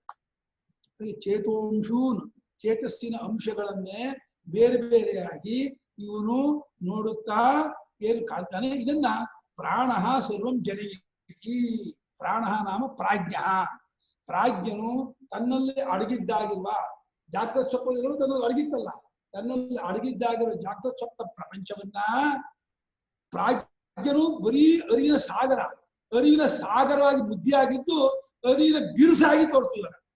ಅರಿವಿನ ಬಿರುಸನ್ನೇ ಪ್ರಪಂಚ ಅಂತ ಇದೆ. ಬಿರುಸು ಅರಿವಿನ ತುಂತುರುಗಳನ್ನೇ ಪದಾರ್ಥ, ಜನ, ಲೋಕ ಇದು ತಂತಿಗೆ ಹೊರತು ಅರಿವಿಗಿಂತ ಬೇರೆಯಾಗಿ ಪದಾರ್ಥವೂ ಇಲ್ಲ, ಲೋಕವೂ ಇಲ್ಲ, ಕಾಲವೂ ಇಲ್ಲ, ದೇಶವೂ ಇಲ್ಲ, ಏನೇನೂ ಇಲ್ಲ.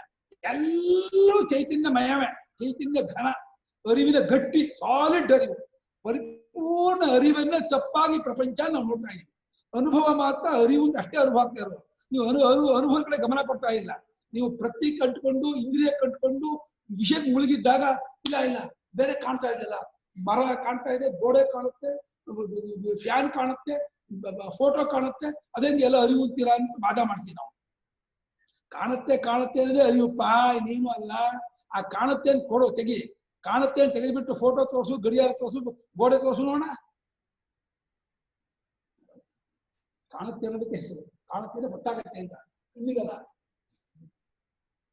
ಇದು ಸ್ವಲ್ಪ ಕಷ್ಟ. ಇದು ಅವಸ್ಥಾತ್ರ ಸ್ವಪ್ನ ವಿಚಾರಕ್ಕಿಂತ ಈ ವಿಚಾರ ಇನ್ನೂ ಕ್ಲಿಷ್ಟ.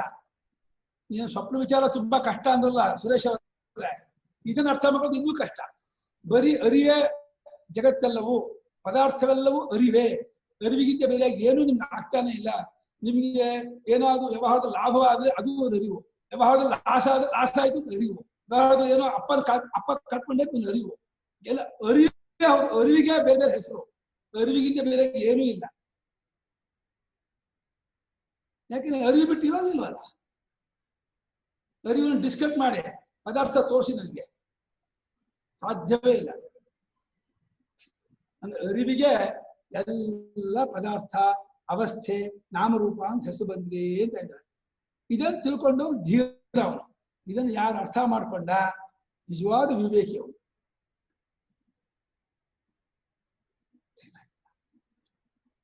ನಾಳೆ ಓದೋಣ ಭಾಷ್ಯನ. ಪ್ರಶ್ನೆ ಇದೆಯಾ ಕೇಳ್ತಿದ್ದಾರೆ? ಇದೇ ಗುರುಗಳೇ, ಒಂದ್ ನಿಮಿಷ. ಪ್ರಶ್ನೆ ತುಂಬಾ ಇದೆ ಪ್ರಶ್ನೆಗಳು, ಅಲ್ಲೇ ಬರ್ಬೇಕು ಗುರುಗಳೇ. ಬೆಸ್ಟ್. ನೀವು ನಾನು ಹೇಳೋದು ನೀವು ಇಲ್ಲಿಗೆ ಬಂದ್ರೆ ಇಲ್ಲಿ ಚರ್ಚೆ ಮಾಡುವ ಹಾಗೇನೆ ಈ ಜೂಮ್ ಅಲ್ಲಿ ಸುಮ್ಮನೆ ಒಂದು ಏನಿದೆ ಇದ್ದಾಗ ಆಪ್ಷನ್ ಇದೆ ಇದ್ದಾಗ ಇದೆ ಅಂತ ಅನ್ಕೋಬೇಕೆ ಹೊರತು ಯಾವಾಗಲೂ ಅಂತ್ಯವಾಸಿಯಾಗಿದ್ದು ಜೊತೆಯಲ್ಲಿ ತಿಳ್ಕೊಬೇಕೆ ಹೊರತು ಈಗ ಅಲ್ಲೇ ಅಲ್ಲ ತಿಳ್ಕೊ ಕ್ರಮ ಅಲ್ಲೇ ಅದ ಅಂತ. ಬನ್ನಿ ಇಲ್ಲಿ ಬನ್ನಿ, ವಿಚಾರ ಮಾಡೋಣ, ಎಲ್ಲಕ್ಕೂ ಉತ್ಸಾಹ ಕೊಡ್ತೀನಿ. ಅನುಪಮ ಕೇಳಿ. ಪ್ರೊಜೆಕ್ಷನ್ ಆಫ್ ದ ಮೈಂಡ್ ಅಂತಾರಲ್ಲ ಗುರುಗಳೇ, ಅದೇ ಅಂತ ಅರ್ಥನಾ ನೀವ್ ಹೇಳ್ತಾ ಇರೋದು ಈಗ? ಲೈಕ್ ಅರಿವು, ಎಲ್ಲಾನೇ ಅರಿವು ಅಂತ ಇದ್ದೀರಾ ಅಲ್ವಾ? ಸೊ ಅದು ಅರಿವು ಅಂದ್ರೆ ಪ್ರತ್ಯೇಕ ಅರಿವಲ್ಲ, ಪ್ರತ್ಯೇಕಕ್ಕೂ ತಳಹದಿಯಾದ ಪ್ರತ್ಯೇಕದಲ್ಲ ಅನುಗತವಾದ ಚಿತ್ ಸ್ವರೂಪ, ಚೈತನ್ಯ ಸ್ವರೂಪವನ್ನು ನಾನು ಅರಿವುತ್ತಾ ಇದ್ದೀನಿ. ಆ ಚೈತನ್ಯವೇ ಪ್ರತ್ಯೇಕವಾಗಿ, ಇಂದ್ರಿಯವಾಗಿ, ವಿಷಯವಾಗಿ ತೋರ್ತಾ ಇದೆ. ಆದ್ರೆ ಆಬ್ಜೆಕ್ಟ್ಸ್ ಇವೆ ನಮ್ ಸುತ್ತ ಇರೋದು, ಅದು ನಿಜಾನೇ? ಇಲ್ಲ, ಆಬ್ಜೆಕ್ಟ್ ಆಗಿ ಅದೇ ತೋರ್ತಾ ಇದೆ. ಸ್ವಪ್ನ ಪ್ರಪಂಚವಾಗಿ ಮನಸ್ಸಾಗಿ ತೋರ್ತಾ ಇದೆಯೋ ಆ ಮನಸ್ಸಾಗಿ ತೋರ್ತಾ ಇರೋದು ಚೈತನ್ಯವೇ. ಚೈತನ್ಯ ಬಿಟ್ಟು ಮನಸ್ಸು ಇಲ್ಲ, ಇಂದ್ರಿಯವೂ ಇಲ್ಲ, ಪ್ರಪಂಚವೂ ಇಲ್ಲ. ಆಬ್ಜೆಕ್ಟ್ ಇಲ್ವೇ ಇಲ್ಲ. ಆಬ್ಜೆಕ್ಟ್ ಒಂದು ಫಾಲ್ಸ್, ಅದು ಇಲ್ಯೂಷನ್. ಅದು ನಮ್ಗೆ ಅರ್ಥ ಆಗಲ್ಲ, ನಮ್ಮ ಲೆವೆಲ್ ಆಫ್ ಅಂಡರ್ಸ್ಟ್ಯಾಂಡಿಂಗ್ ಅರ್ಥ ಆಗಲ್ಲ. ಅರ್ಥ ಆಗುತ್ತೆ. ಹೇಗಾದ ಅರ್ಥ ಆಗುತ್ತೆ ಅಂದ್ರೆ, ನೀವು ಪ್ರತಿ ಸಾಕ್ಷಿಯಾಗಿ ನಿಂತ್ಕೊಂಡು ನೋಡ್ಬೇಕು. ನೀವು ಪ್ರತ್ಯೇಕ ಬಂದು ನಾನು ಬಂದು ನೋಡ್ಬಾರ್ದು. ನಾನು ಅನ್ನೋದಕ್ಕೆ ಹಿಂಸರ್ಕೊಂಡು ನಾನು ಅನ್ನೋದನ್ನು ಬೆಳಗುತ್ತಿರೋ ಸಾಕ್ಷಿ ರೂಪದಲ್ಲಿ ನಿಂತ್ಕೊಂಡು ನೋಡಿದ್ರೆ ನಿಮಗಿಂತ ಬೇರೆ ಜಗತ್ತಲ್ಲಿ ಏನು ತೋರೋದೇ ಇಲ್ಲ. ನಿದ್ರೆಯಲ್ಲಿ ಹೇಗೆ ನೀವು ಒಬ್ಬರೇ ಇರೋ ಚೈತನ್ಯ ಮಾತ್ರವಾಗಿರ್ತೀರೋ ಹಾಗೆ ಎಚ್ಚರದಲ್ಲಿಯೂ ಚಿನ್ಮಾತ್ರವಾಗಿ ಉಳಿಯೋದಕ್ಕೆ ನಿಮ್ಗೆ ಆಗತ್ತೆ. ನಿಮ್ಮಲ್ಲಿ ವಿವೇಕ ಅಷ್ಟು ಜೋರಾಗಿದ್ರೆ, ಬುದ್ಧಿ ಸಂಬಂಧವನ್ನು ಕಳ್ಸ್ಕೊಂಡು ಅಭಿಮಾನ ಬಿಟ್ಕೊಂಡು ಸಾಕ್ಷಿಯಾಗಿ ನಿಂತ್ಕೊಂಡು ನೋಡಿದ್ರೆ ಈಗಲೂ ಇಡೀ ಜಗತ್ತೆಲ್ಲವೂ ಸಾಕ್ಷಿ ಸ್ವರೂಪದಿಂದ ಬೇರೆ ತೋರೋದೇ ಇಲ್ಲ. ಗುರುಗಳೇ, ಸ್ವಪ್ನದಲ್ಲಿ ಸ್ವಪ್ನ ಕಾಣಬೇಕಾದ್ರೆ ಅದು ಸ್ವಪ್ನ ಅಂತ ನಮಗ್ ಗೊತ್ತಿರಲ್ಲ, ಎಚ್ಚರನೇ ಅಂತ ಹೇಳಿದ್ರಿ. ಹೌದು. ಹಾಗೆ ಎಚ್ಚರಕ್ಕೆ ಬಂದ ಮೇಲೆ ನಾವು ಸ್ವಪ್ನವನ್ನ ಕಂಡಿದ್ವಿ ಅಥವಾ ಸ್ವಪ್ನದ ಕಾಲಾವಧಿ ಕಮ್ಮಿ ಅಂತ ಅಳತೆಗೋಲ್ ಮಾಡ್ತೀವಿ. ಅವಾಗ ನಮ್ಮ ಎಚ್ಚರದ ಕಾಲಾವಧಿಯನ್ನ ತುಂಬಾ ದೀರ್ಘ ಅಂತ ಅನ್ಕೊಳ್ತೀವಿ. ಹಾಗೆ ಹೇಗೆ ಎಚ್ಚರಕ್ಕೆ ಬಂದ ಮೇಲೆ ಸ್ವಪ್ನ ಸುಳ್ಳು ಅಂತನೋ ಅಂತ ನಾವು ತೀರ್ಮಾನ ಮಾಡೋ ಹಾಗೆ ನಮ್ಮ ಜೀವನದಲ್ಲಿ ನಮ್ಮ ಮಗುವಾಗಿದ್ದವರು ಬಾಲಕರಾಗಿ ಯೌವನಾವಸ್ಥೆ ಬಂದು ವೃದ್ಧಾಪ್ಯ ಬಂದು ಇದು ನಶ್ವರ ಆಗತ್ತೆ. ಇದರಿಂದ ಎಚ್ಚರನು ಸ್ವಪ್ನ ಅಂತ ತಿಳ್ಕೊಳ್ಳೋದಕ್ಕೆ ನಮ್ಮ ಜೀವನದ ಇದೇನೆ ನಿದರ್ಶನನೇ ಸಾಕಲ್ವಾ? ಅಲ್ಲ, ಅದು ಒಂದು ಮೆಥಡ್. ಸುಳ್ಳು ಅನ್ನೋದು ಬಿಟ್ಟು ಹೋಗೋದೆಲ್ಲ ಸುಳ್ಳು ಅಂತ ಇಟ್ಕೊಂಡ್ರೆ, ಬಿಟ್ಟು ಹೋಗೋದೆಲ್ಲ ಸುಳ್ಳು ಅಂತ ಇಟ್ಕೊಂಡ್ಬಿಟ್ರೆ ಬಾಲ್ಯ ಬಿಟ್ಟು ಹೋಯ್ತು ಸುಳ್ಳು, ಯೌವನ ಬಿಟ್ಟು ಹೋಯ್ತು ಸುಳ್ಳು ಆಗ್ಬೋದು. ಅದೇ ಸ್ವಪ್ನಕ್ಕಿಂತಾನು ಇನ್ನೂ ಸುಲಭವಾದ ಉದಾಹರಣೆ ಅಂತ ಅನ್ಸುತ್ತೆ ನಮ್ಮ ಜೀವನ. ನಾವು ಏನ್ ಮಾಡ್ತೀವಿ, ಬಾಲ್ಯದಲ್ಲಿ ಕಟ್ಟಿದ ಮನೆಯೇ ಇದು ಅಂತ ಹೇಳ್ಬಿಟ್ಟು ಆವತ್ತಿನ ಇವತ್ತಿಗೂ ಲಿಂಕ್ ಮಾಡ್ಬಿಡ್ತೀವಿ. ನನ್ನ ತಂದೆ ಕಟ್ಟಿದ ಮನೆ, ನಮ್ಮ ಅಜ್ಜನ ಕಾಲದ ಮನೆ, ಇದೇ ಮನೆ ಅಂತ ಹೇಳಿ ಆವತ್ತಿನ ಇವತ್ತಿನ ಮನೆಯಲ್ಲಿ ಆ ಕಾಲವನ್ನು ಬಂದ್ ಮಾಡ್ಕೊಂಡು ಇದು ಸತ್ಯ ಅಂತ ಇಟ್ಕೊಂಡಿವೆ ಹೊರತು ಬಾಯಿ ಸುಳ್ಳು ಅಂತೀವಿ ಹೊರತು ಸುಳ್ಳು ಗೊತ್ತಾಗ ಹೇಗೆ ವ್ಯವಹಾರ ಮಾಡ್ತೀವಿ ಹಾಗೆ ವ್ಯವಹಾರ ಮಾಡ್ತಿಲ್ಲ. ಸುಳ್ಳು ಗೊತ್ತಾಗಿದ್ದೆ ತಂದೆ ತಾಯಿ ಹೋದಾಗ ಅಳಬಾರ್ದಾಗಿತ್ತು, ತಾನು ಏನೋ ಕಳ್ಕೊಂಡಾಗ ದುಃಖ ಪಡಬಾರ್ದಾಗಿತ್ತು. ಅದು ಒದ್ದಾಡ್ತಾನೆ. ಒಂದ್ ಸಾಲ ಕಳ್ಕೊಂಡ್ರೆ, ದುಡ್ಡು ಕಳ್ಕೊಂಡ್ರೆ, ಸುಳ್ಳು ಗೊತ್ತಾಗಿದ್ಮೇಲೆ ಯಾಕೆ ವಿಕಾರ ಆಗ್ಬೇಕಾಗಿತ್ತು ಮನಸ್ಸಲ್ಲಿ? ಬಾಯಲ್ಲಿ ಶಬ್ದ ಹೇಳ್ತಿದ್ದೇನೆ ಸುಳ್ಳು ಸುಳ್ಳು ಅಂತ. ಕೇಳಿಸ್ಲಿಲ್ಲ ಗುರುಗಳೇ? ಕೇಳಿಸ್ತಾ ಇಲ್ವಾ? ಸುಳ್ಳು ಅಂತ ಗೊತ್ತಾದ್ಮೇಲೆ ಅದಕ್ಕೆ ಅಟ್ಯಾಚ್ಮೆಂಟ್ ಇರಬಾರ್ದು. ಅಲ್ಲ, ಕೇಳಿಸ್ಲಿಲ್ಲ ನೀವು ಹೇಳಿದ್ದು. ಈಗ ಹೇಳ್ತಾ ಇದ್ದೀನಿ, ಸುಳ್ಳು ನಿಮ್ಗೆ ಗೊತ್ತಾಗಿದ್ರೆ ಅದರ ಪರಿಣಾಮ ನಿಮ್ಮ ಮನಸ್ಸ ಮೇಲೆ ಯಾವ ರೀತಿ ಬೀರ್ಬೇಕಾಗಿತ್ತು? ಸುಳ್ಳಾಗಿದ್ದರಿಂದ ನೀವು ಅವಿಕ್ರವಾಗಿರ್ಬೇಕಾಗಿತ್ತು. ಸುಳ್ಳು ಗೊತ್ತು ಮಾಡ್ಕೊಂಡು ನೀವು ಎಲ್ಲಾ ಎಮೋಷನ್ಗೂ ಒಳಗಾಗ್ತಿದ್ದೀರಾ ಅಂದ್ರೆ ಆ ಸುಳ್ಳು ಮಾತಿಗೆ ಅರ್ಥ ಏನು? ಮನ ಸುಳ್ಳು, ಮನೆ ಸುಳ್ಳು, ಗಂಡ ಸುಳ್ಳು, ಹೆಂಡತಿ ಸುಳ್ಳು, ಅಪ್ಪ ಅಮ್ಮ ಸುಳ್ಳು, ನೆಂಟರು ಸುಳ್ಳು ಅಂತ ಅಂದ್ಬಿಟ್ಟು ಅವ್ರು ಹೆಚ್ಚು ಕಮ್ಮಿ ಆದ್ರೆ ನಮ್ಮಲ್ಲಿ ಆಗುವ ಎಮೋಷನ್ ತುಂಬಾ ಇದೆಯಲ್ಲ, ಆ ಎಮೋಷನ್ಗೆ ಏನ್ ಅರ್ಥ ಅವಲ್ಲ? ಸುಳ್ಳಾಗಿದೆ ಎಮೋಷನ್ಗೆ ಸಿಕ್ಕಾಕೋಬಾರ್ದಾಯ್ತು. ಗುರುಗಳೇ ಕೇಳ್ಬೋದ? ಅದೇ ಗುರುಗಳೇ, ಇವಾಗ ಜಗತ್ತೆಲ್ಲ ನಮಗ್ ತೋರ್ತಾ ಇದೆ ಜಾಗೃತಲ್ಲಿ. ಜ್ಞಾನ ಆಗೋವರೆಗೂ ಜಗತ್ ಸತ್ಯ. ಸತ್ಯ ಅಲ್ಲ. ಜ್ಞಾನ ಆದ್ಮೇಲೆ ಆಗುವಂತ ವಿಷಯಗಳು ಇವಾಗ ಹೆಂಗ್ ತಿಳ್ಕೊಳ್ಳೋದು? ಅದ್ರದ್ದು ಜ್ಞಾನ ಆದ್ಮೇಲೆ ಒಂದ್ ಸ್ವರೂಪ, ಜ್ಞಾನ ಆಗೋವರೆಗೂ ವ್ಯವಹಾರಕ್ಕೆ ಸಿಗ್ತಾ ಇದೆಯಲ್ಲ ಜಗತ್ತು.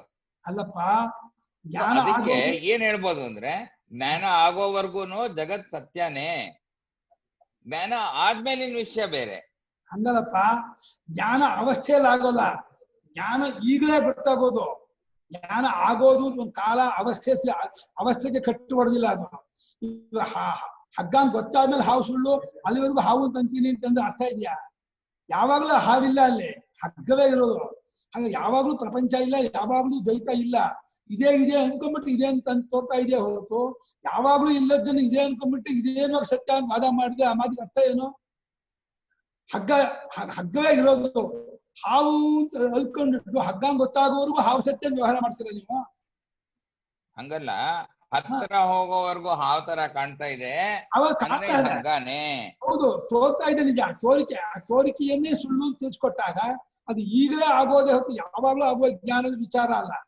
ಈಗ ಈ ಮೊಮೆಂಟ್ ಅಲ್ಲೇ ನೀವು ತಿಳ್ಕೊಂಡ ಸಮಯದಲ್ಲಿ ಏನೇ ಈಗಲೇ ಇದು ಇಲ್ಯೂಷನ್ನು, ಬರೀ ತೋರಿಕೆ, ಭ್ರಾಂತಿ ಗೊತ್ತಾಗುತ್ತೆ. ಅದು ಯಾವುದೋ ಒಂದು ಕಾಲದ ಒಂದು ಅವಸ್ಥೆಗೆ ಸಂಬಂಧಪಟ್ಟ ವಿಚಾರ ಅಂತ ಅನ್ಕೋಬಾರ್ದು. ತ್ರಿಕಾಲ ಸತ್ಯ ಅದು. ಯಾವಾಗ್ಲೂ ಪ್ರಪಂಚ ಇಲ್ಲ, ಯಾವಾಗ್ಲೂ ಪ್ರಪಂಚ ಭ್ರಾಂತಿ, ತೋರಿಕೆ, ನಿಶ್ಚಯ. ಆತ್ಮನೊಬ್ಬನೇ ಸತ್ಯ. ಆತ್ಮನ ಆಧಾರದ ಮೇಲೆ ಪ್ರಪಂಚ ತೋರ್ತಾ ಇದೆ. ಅಲ್ಲ, ಹಸುವು ಬಾಯಾರಿಕೆ ಆಗತ್ತಲ್ಲ ಗುರುಗಳೇ. ಹಸುವು ಬಾಯಾರಿಕೆ ಆಗೋದ್ರಿಂದ ಮನುಷ್ಯಂಗೆ ಜಾಗ ಇದ್ರಲ್ಲಿ ಇದೆ, ಹಸಿವು ಬಾಯಾರಿಕೆ ಒಪ್ಕೋಬೇಕಾಗತ್ತೆ. ಹಸಿವು ಬಾಯಾರಿಕೆ ದೇಹಾಭಿಮಾನದಿಂದ ಬಂದೇ ಬರುತ್ತೆ. ದೇಹಾಭಿಮಾನ ಇರುವವರೆಗೂ ಹಸಿವು ಬಾಯಾರಿಕೆ ಹೋಗಲ್ಲ. ಆದರೆ ಅದು ತತ್ವಜ್ಞಾನದ ದೃಷ್ಟಿ ನೋಡಿದಾಗ ದೇಹವೇ ನಾನಲ್ಲ ಅಂತ ಗೊತ್ತಾಗುವಾಗ ಹಸಿವು ಬಾಯಾರಿಕೆ ಪ್ರಶ್ನೆ ಬರಲ್ಲ. ನಿದ್ದೆಯಲ್ಲಿ ಹಸಿವು ಬಾಯಾರಿಕೆ ಇರುತ್ತೆ ನಿಮ್ಗೆ. ತುಂಬಾ ಹಸಿವಾಗಿತ್ತು, ಶಿವರಾತ್ರಿ ಹಸಿವಾಗಿತ್ತು, ಇವಾಗ ಊಟ ಮಾಡೋ ಹಾಗಿಲ್ಲ ಅಂತ ನೀರ್ ಮಾಡ್ಕೊಂಡು ನೀವು ಮಲ್ಕೊಂಡ್ಬಿಡ್ತೀರಾ, ನಿಮ್ಗೆ ನಿದ್ದೆ ಬರುತ್ತೆ. ನಿದ್ದೆ ಬಂದಾಗ ಹಸಿವಿನ ಅನುಭವ ಆಗ್ತಾ ಇರುತ್ತೋ? ನಿಮ್ಗೆ ಹಸಿವೆ ನಿಮ್ ಹಸಿವು ಇದ್ದಿದ್ದಾಗಿದ್ರೆ ನಿದ್ದೆಯಲ್ಲೂ ಹಸಿವು ಅಂಟಿಸ್ಕೊಂಡ್ ಬರ್ಬೇಕಾಯ್ತು, ನಿದ್ದೆಯಲ್ಲೂ ಹಸಿವು ಆಗ್ಬೇಕಾಗಿತ್ತು. ಅದು ಉದಾಹರಣೆ ಯಾಕೆ ತಗೊಂಡಿದ್ದು ಅಂದ್ರೆ, ಆ ಜಾಗೃತ ಅವಸ್ಥೆಯಲ್ಲಿ ವ್ಯವಹಾರಕ್ಕೆ ಜಗತ್ ಸಿಗ್ತಾ ಇದೆ. ಹಂಗಾಗಿ ಜ್ಞಾನ ಉಂಟಾದ್ಮೇಲೆ ಈ ಜಗತ್ತು ಮಿಥ್ಯೆ, ಅಲ್ಲಿವರೆಗೂ ಇದು ವ್ಯವಹಾರಕ್ಕೆ ಸಿಗ್ತಾ ಇರೋದು ಅಂತ ಯಾಕೆ ಹೇಳ್ಬಾರ್ದು? ವ್ಯವಹಾರ ಶಬ್ದಕ್ಕೆ ಅರ್ಥವೇ ಪ್ರತ್ಯಯ, ವ್ಯಪದೇಶ, ಪ್ರವೃತ್ತಿ, ನಿವೃತ್ತಿಗೆ ವ್ಯವಹಾರ ಅಂತ. ಮನಸ್ಸಲ್ಲಿ ಒಂದು ಆಯೋಚನೆ, ಇಂದ್ರಿಯಗಳಲ್ಲಿ ಒಂದು ಅದನ್ನ ಇದು ಮಾಡ್ಕೊಳ್ಳೋದು, ನಡ್ಕೊಳ್ಳೋದು, ಅದಕ್ಕೆ ವ್ಯವಹಾರ ಅಂತ. ಇದೇ ಅವಿದ್ಯಾ ಕಲ್ಪಿತವಾದಾಗ ಅವಿದ್ಯಾಕಲ್ಪಿತವಾದ ವ್ಯವಹಾರದಲ್ಲಿ ಸತ್ಯ ಅಂತ ಅನ್ಕೋತೀನಿ. ಇಲ್ಲಿ ಅರ್ಥ ಏನೋದಕ್ಕೆ? ವ್ಯವಹಾರವೇ ಮೂಲದಲ್ಲಿ ನೀವ್ ಹೇಳೋದು ಅರ್ಥ ಆಗ್ತಾ ಇದೆ. ಮೂಲದಲ್ಲಿ ನೀವ್ ಹೇಳೋದು ಇದೇನೋ ಕರೆಕ್ಟ್ ಆಗಿದ್ದಂಗಿದೆ ಅನ್ನೋ ಒಂದು ಭಾವನೆ ಬರುತ್ತಾ ಇದೆ, ಇಲ್ಲ ಅಂತ ಹೇಳ್ತಾ ಇಲ್ಲ. ಅದು ತೀರಾ ಮೂಲಕ್ಕೆ ಹೋಗ್ಬೇಕು. ಆ ಡೆಪ್ತಿಗೆ ಹೋಗೋವರ್ಗುನು ಇದೆಲ್ಲ ತೋರ್ಸ್ಕೊಂಡ್ಬಿಡ್ತಾ ಇದೆ. ಮೂಲಕ್ಕೆ ಹೋಗಿದವರೇ ಸಹ ಆ ಡೆಪ್ತ್ ಅಲ್ಲಿ ನೀವ್ ಹೇಳ್ತಾ ಇರೋ ದೃಷ್ಟಿ ಸರಿ. ಡೆಪ್ತ್ ಅಲ್ಲೇ ಇರೋರು, ಮೂಲಕ್ಕೆ ಹೋದವರು ಹೋಗಿಲ್ಲ, ಇಲ್ಲಿ ಬಂದಿದೀನಿ ತಪ್ಪಿಸ್ಕೊಂಡಿದ್ದೀರ. ನೀವು ಇಲ್ಲಿ ಬಂದೇ ಇಲ್ಲ, ನೀವು ವ್ಯವಹಾರದಲ್ಲಿ ಇಲ್ವೇ ಇಲ್ಲ, ನಿಮ್ಗೆ ಪ್ರಪಂಚ ಕಾಣ್ತಾನೆ ಇಲ್ಲ, ಭ್ರಾಂತಿನ ಕಾಣ್ತಾ ಇದೆ, ಬಂದಿದೀನಿ ವ್ಯವಹಾರ ಇದೆ ಅಂತ ಹಠ ಮಾಡ್ತಾ ಇದ್ದೀರಾ. ಹಠ ಬಿಟ್ಬಿಡಿ, ಅನುಭವ ಮಾಡಿದ್ರೆ ಆ ದೃಷ್ಟಿ ಕಾಣ್ತಾ ಇದೆ, ಇಲ್ಲೇ ಇದ್ರೆ ಜಗತ್ ಕಾಣ್ತಾ ಇದೆ. ಅದು ಹಠ ಮಾಡಿದ್ರೆ ಕಾಣ್ತಾ ಇದೆ. ಆ ದೃಷ್ಟಿಯಲ್ಲೇ ಇದ್ದಿದ್ರೆ ಆ ದೃಷ್ಟಿಯಲ್ಲಿ ಇದ್ದ ನಿಮಗೆ ಜಗತ್ ಕಾಣಕ್ಕೆ ಕಾರಣ ಇಲ್ಲ. ಜಗತ್ ತೋರ್ತಾ ಇದ್ದು ಬಾಧಿತ ಅನ್ನುತ್ತೆ. ಇವಾಗ ಹಗ್ಗ ಗೊತ್ತಾದ್ಮೇಲೂ ಹಾವಂತೆ ತೋರುತ್ತೆ ಅನ್ನೋ ಹಾಗೆ ಜಗತ್ತಿನಂತೆ ತೋರುತ್ತೆ ಅಂತ ಅಂತಿದ್ರಿ ನೀವು. ಹಾವಿನಂತೆ ತೋರುತ್ತೆ ಅನ್ನಲ್ವಾ ಹಗ್ಗ ಗೊತ್ತಾದ್ಮೇಲೆ? ಹಾಗೆ ಆತ್ಮ ಗೊತ್ತಾದ್ಮೇಲೆ ಜಗತ್ತಿನಂತೆ ತೋರುತ್ತೆ, ಜಗತ್ತಿಲ್ಲ ಆತ್ಮನೇ ಇರೋದು ತಿಳ್ಕೊಳ್ತಿದ್ರಿ. ನೀವು ನಿಜವಾಗಿ ತಿಳ್ಕೊಂಡಿದ್ರೆ, ನೀವು ಇದಿದ್ರೆ ಯಾವಾಗ್ಲೂ ನಿಮ್ಗೆ ಹಸಿವು ಬಾಯಾರಿಕೆ ಇಲ್ಲ, ಯಾವಾಗ್ಲೂ ಶೋಕಮೋಹ ಇಲ್ಲ, ಯಾವುದೂ ಇಲ್ಲ. ಭ್ರಾಂತಿನ ನನ್ಗೆ ಶೋಕಮೋಹ, ನನ್ಗೆ ಹಸಿವು ಬಾಯಾರಿಕೆ ನನಗೆ ಇದೆ, ನಾನು ಆಗಿದ್ದೀನಿ, ನಾನು ಇದನ್ನು ಬಿಡಿಸ್ಕೋಬೇಕು ಅಂತ ಒದ್ದಾಡ್ತಾ ಇದ್ದೀರಾ. ಇದು ಕೋತಿ ಚೊಂಬದ ಕೈ ಹಾಕ್ಬಿಟ್ಟು ಕಡ್ಲೆಕಾಯಿ ಹಿಡ್ಕೊಂಡ್ಬಿಟ್ಟು ಕೈ ಹೊರಗೆ ಬರಲ್ಲ ಅಂತ ಒದ್ದಾಡ್ದಂಗೆ. ಅದು ಕೈ ಹಿಡಿಸೋಷ್ಟು ಹೋಲಿತ್ತು. ಕಡ್ಲೆಕಾಯಿ ಹಿಡ್ಕೊಂಡಾಗ ಮುಷ್ಟಿ ದಪ್ಪ ಆಗ್ಬಿಡ್ತು, ಕೈ ಹೊರಗೆ ಬರೋಲ್ಲ. ಅದು ಕಡ್ಲೆಕಾಯಿ ಬಿಟ್ರೆ ಬರ್ತಿತ್ತು, ಕಡ್ಲೆಕಾಯಿ ಬಿಡೋಕೆ ಇಷ್ಟ ಇಲ್ಲ, ಕೈ ಹೊರಗೆ ಬರ್ತಾ ಇಲ್ಲ. ಹಂಗೆ ಪ್ರಪಂಚ ಬಿಡೋವರೆಗೂ ಆತ್ಮ ಗೊತ್ತಾಗಲ್ಲ, ಆತ್ಮ ಗೊತ್ತಾಗೋವರೆಗೂ ಪ್ರಪಂಚ ಬಿಡೋಕ್ಕಾಗಲ್ಲ. ಒಳ್ಳೆ ಹುಚ್ಚು ಬಿಡೋವರೆಗೂ ಮದುವೆ ಆಗಲ್ಲ, ಮದುವೆ ಆಗೋವರೆಗೂ ಹುಚ್ಚು ಬಿಡಲ್ಲ ಅನ್ನೋದು ಆಯ್ತಿದ್ದು. ಗುರುಗಳೇ, ಅವ್ರು ಕೇಳಿದ ಪ್ರಶ್ನೆನಲ್ಲಿ ಎರಡಿದೆ. ಒಂದು, ಜ್ಞಾನ ಆದ್ಮೇಲೆ ಪ್ರಪಂಚ ಸುಳ್ಳು ಅಂತ ಗೊತ್ತಾಗತ್ತೆ ಅಂತ. ಅವಾಗೇನಾಯ್ತು, ಈ ಜ್ಞಾನಕ್ ಮುಂಚೆ ಇದ್ದ ಪ್ರಪಂಚ, ಸತ್ಯವಾದ ಪ್ರಪಂಚ ಸುಳ್ಳಾಯ್ತು ಅನ್ನೋ ಅರ್ಥ ಒಂದು ಬಂತ ಅವ್ರೇನಿದ್ದು. ಎರಡನೇದು, ಜ್ಞಾನ ಅಂದ್ರೆ ಏನೋ ಬೇರೆ ಏನೋ ಒಂದ್ ವಸ್ತು ಅಲ್ಲ, ಈ ಪ್ರಪಂಚ ಸುಳ್ಳು ಅಂತ ತಿಳ್ಕೊಳ್ಳೋದು ಅನುಭವಾತ್ಮಕವಾಗಿ ಜ್ಞಾನ. ಅದು ಇರೋವಾಗ್ಲೇನೆ, ಆ ಪ್ರಪಂಚ ಸತ್ಯ ಅಂತ ನಮ್ಮಲ್ಲಿ ಭ್ರಮೆ ಇರೋವಾಗ್ಲೇನೆ ಇದು ಸುಳ್ಳು ಅಂತ ತಿಳಿಸ್ಕೊಡ್ಲೇಬೇಕು. ತಪ್ಪ? ಹೌದು, ಕರೆಕ್ಟ್, ನಿಜವಾದ ಮಾತು, ಸತ್ಯದ ಮಾತು. ಪ್ರಪಂಚ ಸತ್ಯ ಅಂತ ಭ್ರಾಂತಿ ಬಿಟ್ಕೊಂಡ್ರೆ ಇದಾಗ್ತಿದೆ. ಹೌದು ಗುರುಗಳೇ, ನೀವ್ ಅವಾಗ ಹೇಳಿದ್ ಕೇಳಿಸ್ಲಿಲ್ಲ, ಮಧ್ಯ ಪ್ರಾಬ್ಲಮ್ ಆಯ್ತು, ಏನೋ ಡಿಸ್ಟರ್ಬೆನ್ಸ್ ಬಂತು. ಲಕ್ಷ್ಮೀ ಹೇಳಿದ್ ಗೊತ್ತಾಗ್ಲಿಲ್ಲ? ಲಕ್ಷ್ಮಿ ಎಲ್ಲ ನೀವ್ ಹೇಳಿದ್, ನಾನ್ ಅವಾಗ ಹೇಳಿದ್ದಕ್ಕೆ ನೀವೇನೋ ಹೇಳ್ತಾ ಇದ್ರಿ, ಕೇಳಿಸ್ಲಿಲ್ಲ. ಹಾ, ಅದ ನಾಂದೆ ಎಚ್ಚರದಲ್ಲಿ ಸುಳ್ಳು ಗೊತ್ತಾಗತ್ತೆ ಅನ್ನೋದು ಯುಕ್ತಿ ಸರಿ. ಯುಕ್ತಿಯಿಂದ ನೀವು ಎಚ್ಚರದ ಸುಳ್ಳು ಮಾಡ್ಕೋಬಹುದು, ಇಲ್ಲ ಅಂತ ಅನ್ನಲ್ಲ. ಆದ್ರೆ ಆ ಯುಕ್ತಿಯಿಂದ ಸುಳ್ಳು ಮಾಡ್ಕೊಂಡದ್ರಿಂದ ನಿಮ್ಮ ಆಗುವಂತ ರಿಸಲ್ಟ್ ಹೇಳಿ. ಇವಾಗ ಬಂಗಾರ ಕಳ್ಕೊಂಡ್ರಿ, ನೆಂಟ್ರೆಸ್ಟ್ ಕಳ್ಕೊಂಡ್ರಿ, ನಿಮ್ ಮನಸ್ಸಲ್ಲಿ ಏನು ಆ ಕಾಲಕ್ಕೆ ಎಮೋಷನ್ ಒಳಗಾಗ್ತಿರೋ ಒಳಗಾಗಲ್ವೋ? ನೀವು ಸುಳ್ಳು ಅಂತಾಗಿದ್ದೆ, ನೀವು ಎಮೋಷನ್ ಒಳಗಾಗಬಾರ್ದಾಗಿತ್ತು. ನೀವು ಅಲ್ಲಿ ಅಳ್ತೀರಾ, ದುಃಖ ಪಡ್ತೀರಾ, ಒದ್ದಾಡ್ತೀರಾ ಅಂದ್ರೆ ಬರೀ ಬಾಯಲ್ಲಿ ಸುಳ್ಳು ಅಂತ ಇದ್ದೀರಾ ಹೊರತು ನಿಮ್ಗೆ ಮನಸ್ಸಿಗೆ ಮನದಟ್ಟಾಗಿಲ್ಲ. ಸುಳ್ಳು ಅನ್ನೋದು ನಿಮ್ಗೆ ಮನಸ್ಸಿಗೆ ಮನದಟ್ಟಾಗಿದ್ರೆ ಬಂಗಾರ ಹೋದ್ರು, ನೆಂಟ್ರೆಸ್ಟ್ ಹೋದ್ರು, ಏನಕ್ಕೂ ನೀವು ವಿಕಾರ ಆಗ್ತಿರ್ಲಿಲ್ಲ. ಈ ವಿಕಾರವಾಗ್ತಿದ್ರೆ ಅವಾಗ ನಿಮ್ಗೆ ಬರೀ ಬಾಯಲ್ಲಿ ಸುಳ್ಳು ಹೇಳ್ತಿದ್ದೀರಾ ಹೊರತು, ಸುಳ್ಳು ತಂತಿದ್ದೀರಾ ಹೊರತು ನಿಮ್ಮ ಅನುಭವಕ್ಕೆ ಅದು ಮನದಟ್ಟಾಗಿಲ್ಲ ಅಂತ ಅರ್ಥ. ಅಲ್ಲ, ನಾನ್ ಮನದಟ್ಟಾಗಿದೆ ಆಗಿಲ್ಲ ಅಂತಲ್ಲ, ಈ ಉದಾಹರಣೆಯಿಂದಾನು ಮನದಟ್ಟು ಮಾಡ್ಕೊಳಕ್ ಒಂದು ಅವಕಾಶ ಇದೆ ಅನ್ನೋದನ್ನ ಅಷ್ಟೇ. ಆಗಲ್ಲ ಅಂತ ಇಲ್ಲ. ಇದರಿಂದ ಮತ್ತೆ ಮತ್ತೆ ಮತ್ತೆ ವಿಚಾರ ಮಾಡ್ತಾ ಡಿಸ್ಚಾರ್ಜ್ ಮಾಡ್ಕೊಂಡು ತಿಳ್ಕೊಬಹುದು. ಬಿಟ್ಟೋಗೋದೆಲ್ಲ ಸುಳ್ಳು ತಿಳ್ಕೊಬಹುದು. ಬಾಲ್ಯ ಬಿಟ್ಟೋಗಿ ಸುಳ್ಳು.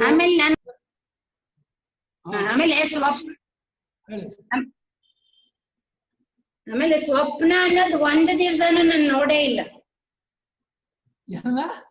ಸ್ವಪ್ನ ಅನ್ನೋದನ್ನ ನಾನು ನೋಡೇ ಇಲ್ಲ. ಯಾಕೆ ಗೊತ್ತಿಲ್ಲ. ನಮ್ ತಾಯಿ ಹೇಳ್ತಾ ಇದ್ರು, ಮಲ್ಕೊಳ್ತಾ ಒಂದ್ ಸ್ವಲ್ಪ ನೀರನ್ನ ದಿಂಬಿನ ಪಕ್ಕದಲ್ಲಿ ಇಟ್ಕೊಂಡ್ ಕನ್ಸು ಬೀಳೋದಿಲ್ಲ ಅಂತ. ಅದ್ರ ಮೇಲೆ ನಂಬಿಕೆನೋ ಅದು ನಿಜಾನೋ ನನಗ್ ಗೊತ್ತಿಲ್ಲ. ನನಗ್ ಒಂದ್ ದಿವ್ಸಾನು ನನ್ ಕನ್ಸನ್ನೇ ನೋಡಿಲ್ಲ. ಇಲ್ಲ. ಮನಸ್ಸಿದೆಯಾ ನಿಮ್ಗೆ? ಮನಸ್ಸಿದೆ. ಬರೀ ಮನಸ್ಸಿನಲ್ಲೇ ಮನೋಲೋಕದಲ್ಲಿ ಇರ್ತೀರಾ? ಕಲ್ಪನಾ ಲೋಕದಲ್ಲಿ ಎಚ್ಚರವಾದಾಗ ಕಲ್ಪನಾ ಲೋಕದಲ್ಲಿ ಮುಳುಗಿ ಅದು ಕಡಿಮೆ. ಮನಸ್ಸಲ್ಲಿ ಆತರ ಯಾವುದೇ ತರ ಯೋಚನೆಗಳು ಬರೋದು ತುಂಬಾನೇ ಕಡಿಮೆ. ಅಲ್ಲ, ಕಡಿಮೆ ಆಗ್ಲಿ. ಮನಸ್ಸಿನ ಯೋಚನೆ, ಮನಸ್ಸಿನಲ್ಲಿ ಇನ್ಯಾವುದೂ ಯೋಚನೆ ಬರಲ್ಲ. ಯೋಚನೆ ಬರ್ಬೇಕಾದ್ರೆ ಮನಸ್ಸಿನಲ್ಲೇ ಬರಬೇಕು.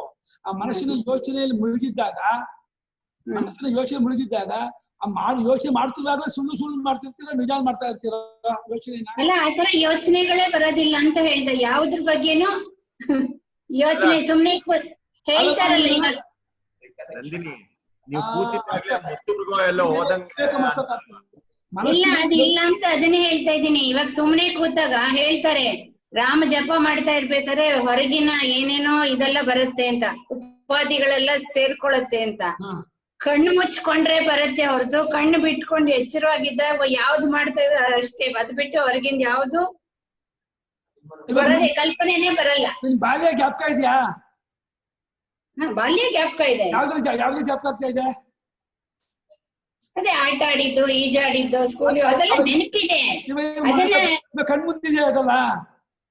ಇಲ್ಲ ಕಣ್ಮುಂದೆ ಏನಂದ್ರೆ ಇವಾಗ ನೀವ್ ಕೇಳಿದಾಗ ಅದ್ ಮಾಡ್ಕೊಳ್ಳೋದೇ ಹೊರತು ಕೇಳಿದಾಗ ಮಾಡ್ಕೋ, ಅಷ್ಟೇ. ಕೇಳಿದಾಗ ಮಾಡ್ಕೋ, ಪರವಾಗಿಲ್ಲ. ಬಾಲ್ಯದಲ್ಲಿ ಜ್ಞಾಪಕ ಮಾಡ್ಕೊಂಡಾಗ ಬಾಲ್ಯದ ಆ ಲೋಕದಲ್ಲಿ ಇವಾಗ ನೀನು ಇದೇ ಅಂತ ಯೋಚನೆ ಮಾಡು. ಬಾಲ್ಯದಲ್ಲಿ ನಾನು ಹೀಗೀಗ ನಡ್ಕೊಳ್ತಾ ಇದ್ದೀನಿ, ನಮ್ಮ ಅಪ್ಪ ಇದ್ದಾಗ ಹೀಗೆ ನಾನು ನಡ್ಕೊಂಡೆ ಜ್ಞಾಪಕ ಮಾಡ್ಕೊಳ್ಳುವಾಗ ಸುಳ್ಳು ಜ್ಞಾಪಕ ಮಾಡ್ಕೋತೀಯ, ನಿಜ ಜ್ಞಾಪಕ ಮಾಡ್ಕೋತೀಯ? ಅದು ಸುಳ್ಳೇ ತಾನೆ. ಅಲ್ಲಮ್ಮ, ಸುಳ್ಳೆ ತಾನೇ ಹೇಳ್ಬೇಡ, ನೀನ್ ಜ್ಞಾಪಕ ನಿನ್ನ ಅನುಭವ ಹೇಳು. ಅದೇ ನಾನು ನೀವ್ ಹೇಳಿದ್ರಿ ಕೇಳಿದ್ರಿ ಅಂತ ಜ್ಞಾಪಕ ಮಾಡ್ಕೊಂಡೆ. ಹಾಗೆ ಸ್ವತಂತ್ರವಾಗಿ ಏನನ್ನೋ ಜ್ಞಾಪಕ ಮಾಡ್ಕೊಳ್ಳೋದು ಅನ್ನೋದು ಪ್ರವೃತ್ತಿನಲ್ಲಿ ಇಲ್ಲ. ಜ್ಞಾಪಕ ಆಗಲ್ವಾ ಯಾವಾಗಲೂ? ನಿಮ್ಮ ಅಪ್ಪ ಅಮ್ಮ, ನಿಮ್ಮ ಅಕ್ಕ ಹೋದ್ರೆ ಅಕ್ಕ ಜ್ಞಾಪಕ ಆಗಲ್ವಾ? ಇಲ್ಲ ಕಮ್ಮಿ ಆಗಲಿ, ಒಂದ್ಸಲನೇ ಆಗಲಿ ಜ್ಞಾಪಕ ಆಗತ್ತಾ? ಅದೇ ಯಾವ್ದಾದ್ರು ಹೊರಗಿನ ಪ್ರಪಂಚದ ಇದು ಸಿಚುಯೇಷನ್ ಬಂದಾಗ ನೆನಪಾಗತ್ತೆ ಅಷ್ಟೇ. ವಿಶೇಷವಾಗಿ ಅದನ್ನ ಅಂಟ್ಕೊಂಡು ನೆನಪಿರೋದು ಕಡಿಮೆ. ಇದು ನಿಮ್ಮ ಅನುಭವ ವಿಶ್ಲೇಷಣೆ ಮಾಡಕ್ ಬರ್ತಾ ಇಲ್ಲ, ನೋಡ್ಕೊಳಕ್ ಬರ್ತಾ ಇಲ್ಲ, ಆತ್ಮಾವಲೋಕನ ಮಾಡಕ್ ಬರ್ತಾ ಇಲ್ಲ. ನಾವು ಹಿಂದೆ ಗತವಾದದ್ದನ್ನು ಏನೇನು ಜ್ಞಾಪಿಸ್ಕೊಂಡಾಗಲೂ ಕೂಡ ಆ ಜ್ಞಾಪಿಸ್ಕೊಂಡ ಕಾಲದಲ್ಲಿ ನಿಜ ಅಂತ ಜ್ಞಾಪಿಸ್ಕೊತಾ ಇರ್ತೀವಿ ಹೊರತು ಸುಳ್ಳು ಜ್ಞಾಪಿಸ್ಕೊತಾ ಇರಲ್ಲ. ಜ್ಞಾಪಿಸ್ಕೊಳ್ಳುವಾಗಲೂ ನಿಜ ಅನ್ಕೊಂಡು ಜ್ಞಾಪಿಸ್ಕೊತಾ ಇರ್ತೀವಿ. ಅದು ಒಂದ್ಸಲ ಅಕ್ಕ ಹೋಗಿದ್ದು ಜ್ಞಾಪಕ ಆಗತ್ತಲ್ಲ, ಅದು ನಿಜವೋ ಸುಳ್ಳು? ಸುಳ್ಳು ನಿಜ. ನೀವೊಂದ್ ಪ್ರಶ್ನೆ ಕೇಳ್ತೀರಲ್ಲ ಗುರುಗಳೇ, ಏನ್ ಹೇಳಿದ್ರು ತಪ್ಪು ಅಂತ. ಅದೇ ನಿಮ್ಮ ಅಪ್ಪ ಹೊಡೆದ್ರೋ ಬಿಟ್ರೋ ಅಂತ ಒಂದು ಆ ತರ ಕೇಳ್ತಾ ಇದೀರಾ ಕ್ವಶನ್ ನೀವು? ಇಲ್ಲ, ಅದು ಕನಸೇ ಬಂದಿಲ್ಲ ಅಂತ ಅಲ್ಲ, ಕನಸು ಬಂದಿಲ್ಲ ಅನ್ನೋ ಸುಳ್ಳು, ಅದು ಜ್ಞಾಪಕ ಆಗ್ತಿಲ್ಲ ಅಲ್ಲ, ನಿಜವಾಗ್ಲೂ ಬಂದಿಲ್ಲ ಗುರುಗಳೇ, ಪ್ರಾಮಾಣಿಕವಾಗಿ ಹೇಳ್ತೀನಿ, ಕನಸು ಅನ್ನೋದು ಬಂದೇ ಇಲ್ಲ. ಅಷ್ಟೇ, ರಿಕಲೆಕ್ಷನ್ ಆಗಿಲ್ವೇ ಹೊರತು ಮನಸ್ಸಿದ್ದವರಿಗೆಲ್ಲ ಕನಸು ಬಂದೇ ಬರುತ್ತೆ. ಇಲ್ಲ, ಬಂದಿಲ್ಲ ಗುರುಗಳೇ. ನಿದ್ದೆ ಬಂದಿದ್ಯಾ? ನಿದ್ದೆ ಬರುತ್ತೆ. ನಿದ್ದೆ ಹೇಗಿರುತ್ತೆ? ಅದೇ ಸೌಂಡ್ ಸ್ಲೀಪ್, 3-4 ಗಂಟೆ. ಸೌಂಡ್ ಸ್ಲೀಪ್ ಇಂಗ್ಲಿಷ್ ಹೇಳಾಗ್ಲಿಲ್ಲ, ಅದು ಹೇಗಿದೆ ನಂಗೆ ಹೇಳ್ಬೇಕು. ಸುಷುಪ್ತಿ ಅವಸ್ಥೆ. ನನಗೆ ಗೊತ್ತಾಗೋದು ಹೇಳು, ಹೇಗಿರುತ್ತೆ? ಅದೇ ಸುಷುಪ್ತಿ ಅವಸ್ಥೆ ಅಂದೆ. ಹೆಸರು ಹೇಳ್ಬೇಡ, ಆ ಅನುಭವ ಹೇಳು. ಅದೇ ಎದ್ಮೇಲೆ ಫಸ್ಟ್ ಕ್ಲಾಸ್ ನಿದ್ದೆ ಬಂತು ಅಷ್ಟೇ. ಅದೇ ಶಬ್ದ ಬೇಡ ನನಗೆ, ಶಬ್ದ ಬೇಡ. ಆಗಿನ ಅನುಭವ ಏನು, ಹೇಗಿತ್ತು ಹೇಳು. ಅದೇ ಬಾಡಿ ಎಲ್ಲ ರಿಲ್ಯಾಕ್ಸ್ ಆಗತ್ತೆ, ರೆಸ್ಟ್ ಆದಂಗ ಆಗತ್ತೆ, ವಿಶ್ರಾಂತಿ ಸಿಕ್ಕಂಗ ಅನ್ಸುತ್ತೆ. ಇಲ್ಲಿ ಬಂದ್ಮೇಲೆ ಅಲ್ಲಿದ್ದಾಗ ಅದು ಗೊತ್ತಿಲ್ಲ. ಅದು ಗೊತ್ತಿದ್ರೆ ಇಲ್ಲಿ ಪಾಠ ಕೇಳ್ತಾನೆ ಇರ್ಲಿಲ್ಲ. ಅಲ್ಲ, ಗೊತ್ತಿಲ್ಲ ಅಂತ ಗೊತ್ತಾಗ್ತಿದ್ಯಾ? ಅದೇನು ಗೊತ್ತಿಲ್ಲ. ಅದೇನು ಗೊತ್ತಾಗಲಿ ಅಂತ ಗೊತ್ತಾಗ್ತಿದ್ಯಾ? ಯಾರಿಗೆ ಗೊತ್ತಾಗ್ತಿದ್ದೋ? ಏನು ಗೊತ್ತಾಗಿಲ್ಲ ಗೊತ್ತಾಗಿದ್ದ ಯಾರಿಗೆ? ಇವಾಗ ಎಚ್ಚರ ಆದ್ಮೇಲೆ. ಯಾರಿಗೆ ಹೆಚ್ಚಾದ್ಮೇಲೆ ದೇಹ ಗೊತ್ತಾಯ್ತು, ಕಣ್ಣಿಗೆ ಗೊತ್ತಾಯ್ತಾ? ಮನಸ್ಸಿಗೆ. ಅಲ್ಲ, ಮನಸ್ಸಿಲ್ವಲ್ಲ ಅಲ್ಲಿ. ಅಲ್ಲಿಲ್ಲ, ಎಚ್ಚರವಾದ ಮನಸ್ಸಲ್ಲಿ ಅದನ್ನ ನೆನಪಿಸ್ಕೊತಾ ಇರೋದು. ಇಲ್ದೇ ಇದ್ದಾನೆ ಹೇಗೆ? ನೀನು ಮೆಕ್ಸಿಕೋ ಜ್ಞಾಪಕ ಮಾಡ್ಕೋತೀಯಾ? ಮೆಕ್ಸಿಕೋ ಊರನ್ನ ಜ್ಞಾಪಕ ಮಾಡ್ಕೋತೀಯಾ? ಇಲ್ಲ. ಯಾಕೆ? ಅದ್ ನನ್ನ ಅನುಭವದಲ್ಲಿ ಇಲ್ವಲ್ಲ. ಹಾಗೆ ಮನಸ್ಸಿನ ಅನುಭವ ಇದ್ದರೆ ಹೆಂಗೆ ಜ್ಞಾಪಕ ಮಾಡ್ಕೊಂಡ್ಬಿಟ್ಟೆ? ಗೊತ್ತಿಲ್ಲ. ನಿನ್ ಅನುಭವ ಇದೆ, ನಿನ್ ಅನುಭವ ಹೇಳ್ಕೊಡ್ತಾ ಇದೆ, ನೀನ್ ಗಮನಿಸ್ತಾ ಇಲ್ಲ ಅಷ್ಟೇ. ನಿನ್ನ ಅನುಭವ ನಿನ್ ಗುರುವಾಗಿ ಪಾಠ ಹೇಳ್ತಾ ಇದೆ, ಅನ್ನಲ್ಲಿ ಏನೂ ಇಲ್ಲ ಅಂತ ಮನಸ್ಸಿಗೆಲ್ಲ ಗೊತ್ತಾಗಿದ್ದದು, ಸಾಕ್ಷಿಯೇ ನೋಡಿದ್ದದು, ಸಾಕ್ಷಿಯೇ ಅನುಭವಿಸಿದ್ದು. ಇರ್ಲಿ. ಓಹೋ, ಈಗ ಅರ್ಧ ಟೈಮೇ ಆಗೋಯ್ತಲ್ಲ.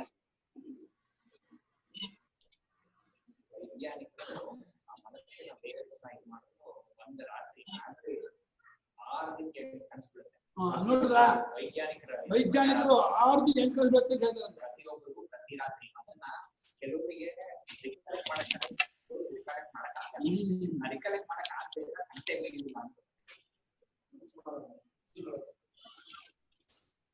ದಿನೋ ಕನಸು ಬೀಳತ್ತಪ್ಪ, ಯಾಕೂ ಗೊತ್ತಿಲ್ಲ. ಆಕ್ಚುಲಿ ನಿಮ್ಮ ಬಿಡಬಾರ್ದು. ಬಿಡಬಾರ್ದ? ಮನಸ್ಸಿರೋ ತತ್ವಜ್ಞಾನ ಅಂತ ತಿಳ್ಕೊಂಡವ್ರು ನಿಮಗ್ ಬೀಳ್ಬಾರ್ದು. ಎಚ್ಚರ ಆಗ್ಬೋದಾ? ಎಚ್ಚರನು ಕನಸು ಅಂತಾನೆ ಅನ್ಕೊಂಡಿದ್ದೀರಲ್ಲ ನೀವು. ಅವಾಗ ಕನಸು ತೊಂದರೆ ಇಲ್ವಲ್ಲ? ಎರಡು ಕನ್ಸೆ. ಮತ್ತೆ ತೊಂದರೆ ಇಲ್ವಲ್ಲ? ಇನ್ ಬೀಳೋದೇನಿಲ್ವಲ್ಲ, ಇರೋದೇ ಕನ್ಸು ಅಂತ ಆಯ್ತು ಅಲ್ವಾ? ನೋಡಿ, ನಮ್ ದಾರಿ ಬಂದೆ. ನೀವೇ ಕನಸಲ್ಲೇ ಇರೋದು, ಎಚ್ಚರ ಆಗೇ ಇಲ್ಲ. ಕನಸು ಬಿದ್ದಿಲ್ಲ ಅಂತೀಯ, ಕನಸಲ್ಲೇ ಇದ್ದು. ಇಲ್ಲ, ಕನಸು ಅಂದ್ರೆ ನಾವು ವ್ಯಾವಹಾರಿಕ ಜಗತ್ತಲ್ಲಿ ಏನ್ ಹೇಳ್ತೀವಿ ಮಲ್ಕೊಂಡಾಗ ಬೀಳುತ್ತೆ ಅಂತ, ಅದು ನನಗೆ ಬಂದಿಲ್ಲ ಅಂತ ಹೇಳಿದೆ ಅಷ್ಟೇ. ಕಾಣ್ತಿಲ್ಲ ಅದೇ ಕಣಮ್ಮ, ಎಲ್ಲೋ ಮಲಗಿದ್ದು. ಇಲ್ಲ, ಇದು ಬೇರೆ, ಇದು ನಿಮ್ ವೇದಾಂತ ದೃಷ್ಟಿಯಿಂದ ಬೇರೆ. ನಮ್ಮಂತ ಸಾಮಾನ್ಯ ಮನುಷ್ಯರ ದೃಷ್ಟಿನಲ್ಲಿ ಮಲಗ್ದಾಗ ಬೀಳುತ್ತೆ ಅನ್ನೋದು ಬಿದ್ದಿಲ್ಲ ಅಂತ ಹೇಳಿದೆ. ಅದೇ ಬೀಳೋದೇ ಅಲ್ಲ, ಮಲಗಿಲ್ಲ ಕನಸು ಬೀಳುತ್ತೆ ತೆಗೆದು ಹಾಕ್ಬಿಡು. ಆಯ್ತು, ಇನ್ನೊಂದೊಂದು ಕಾಣೋದಲ್ಲ ಕನಸು ಅನ್ಕೊಂಡ್ಬಿಡು. ಸರಿ ಗುರುಗಳೇ.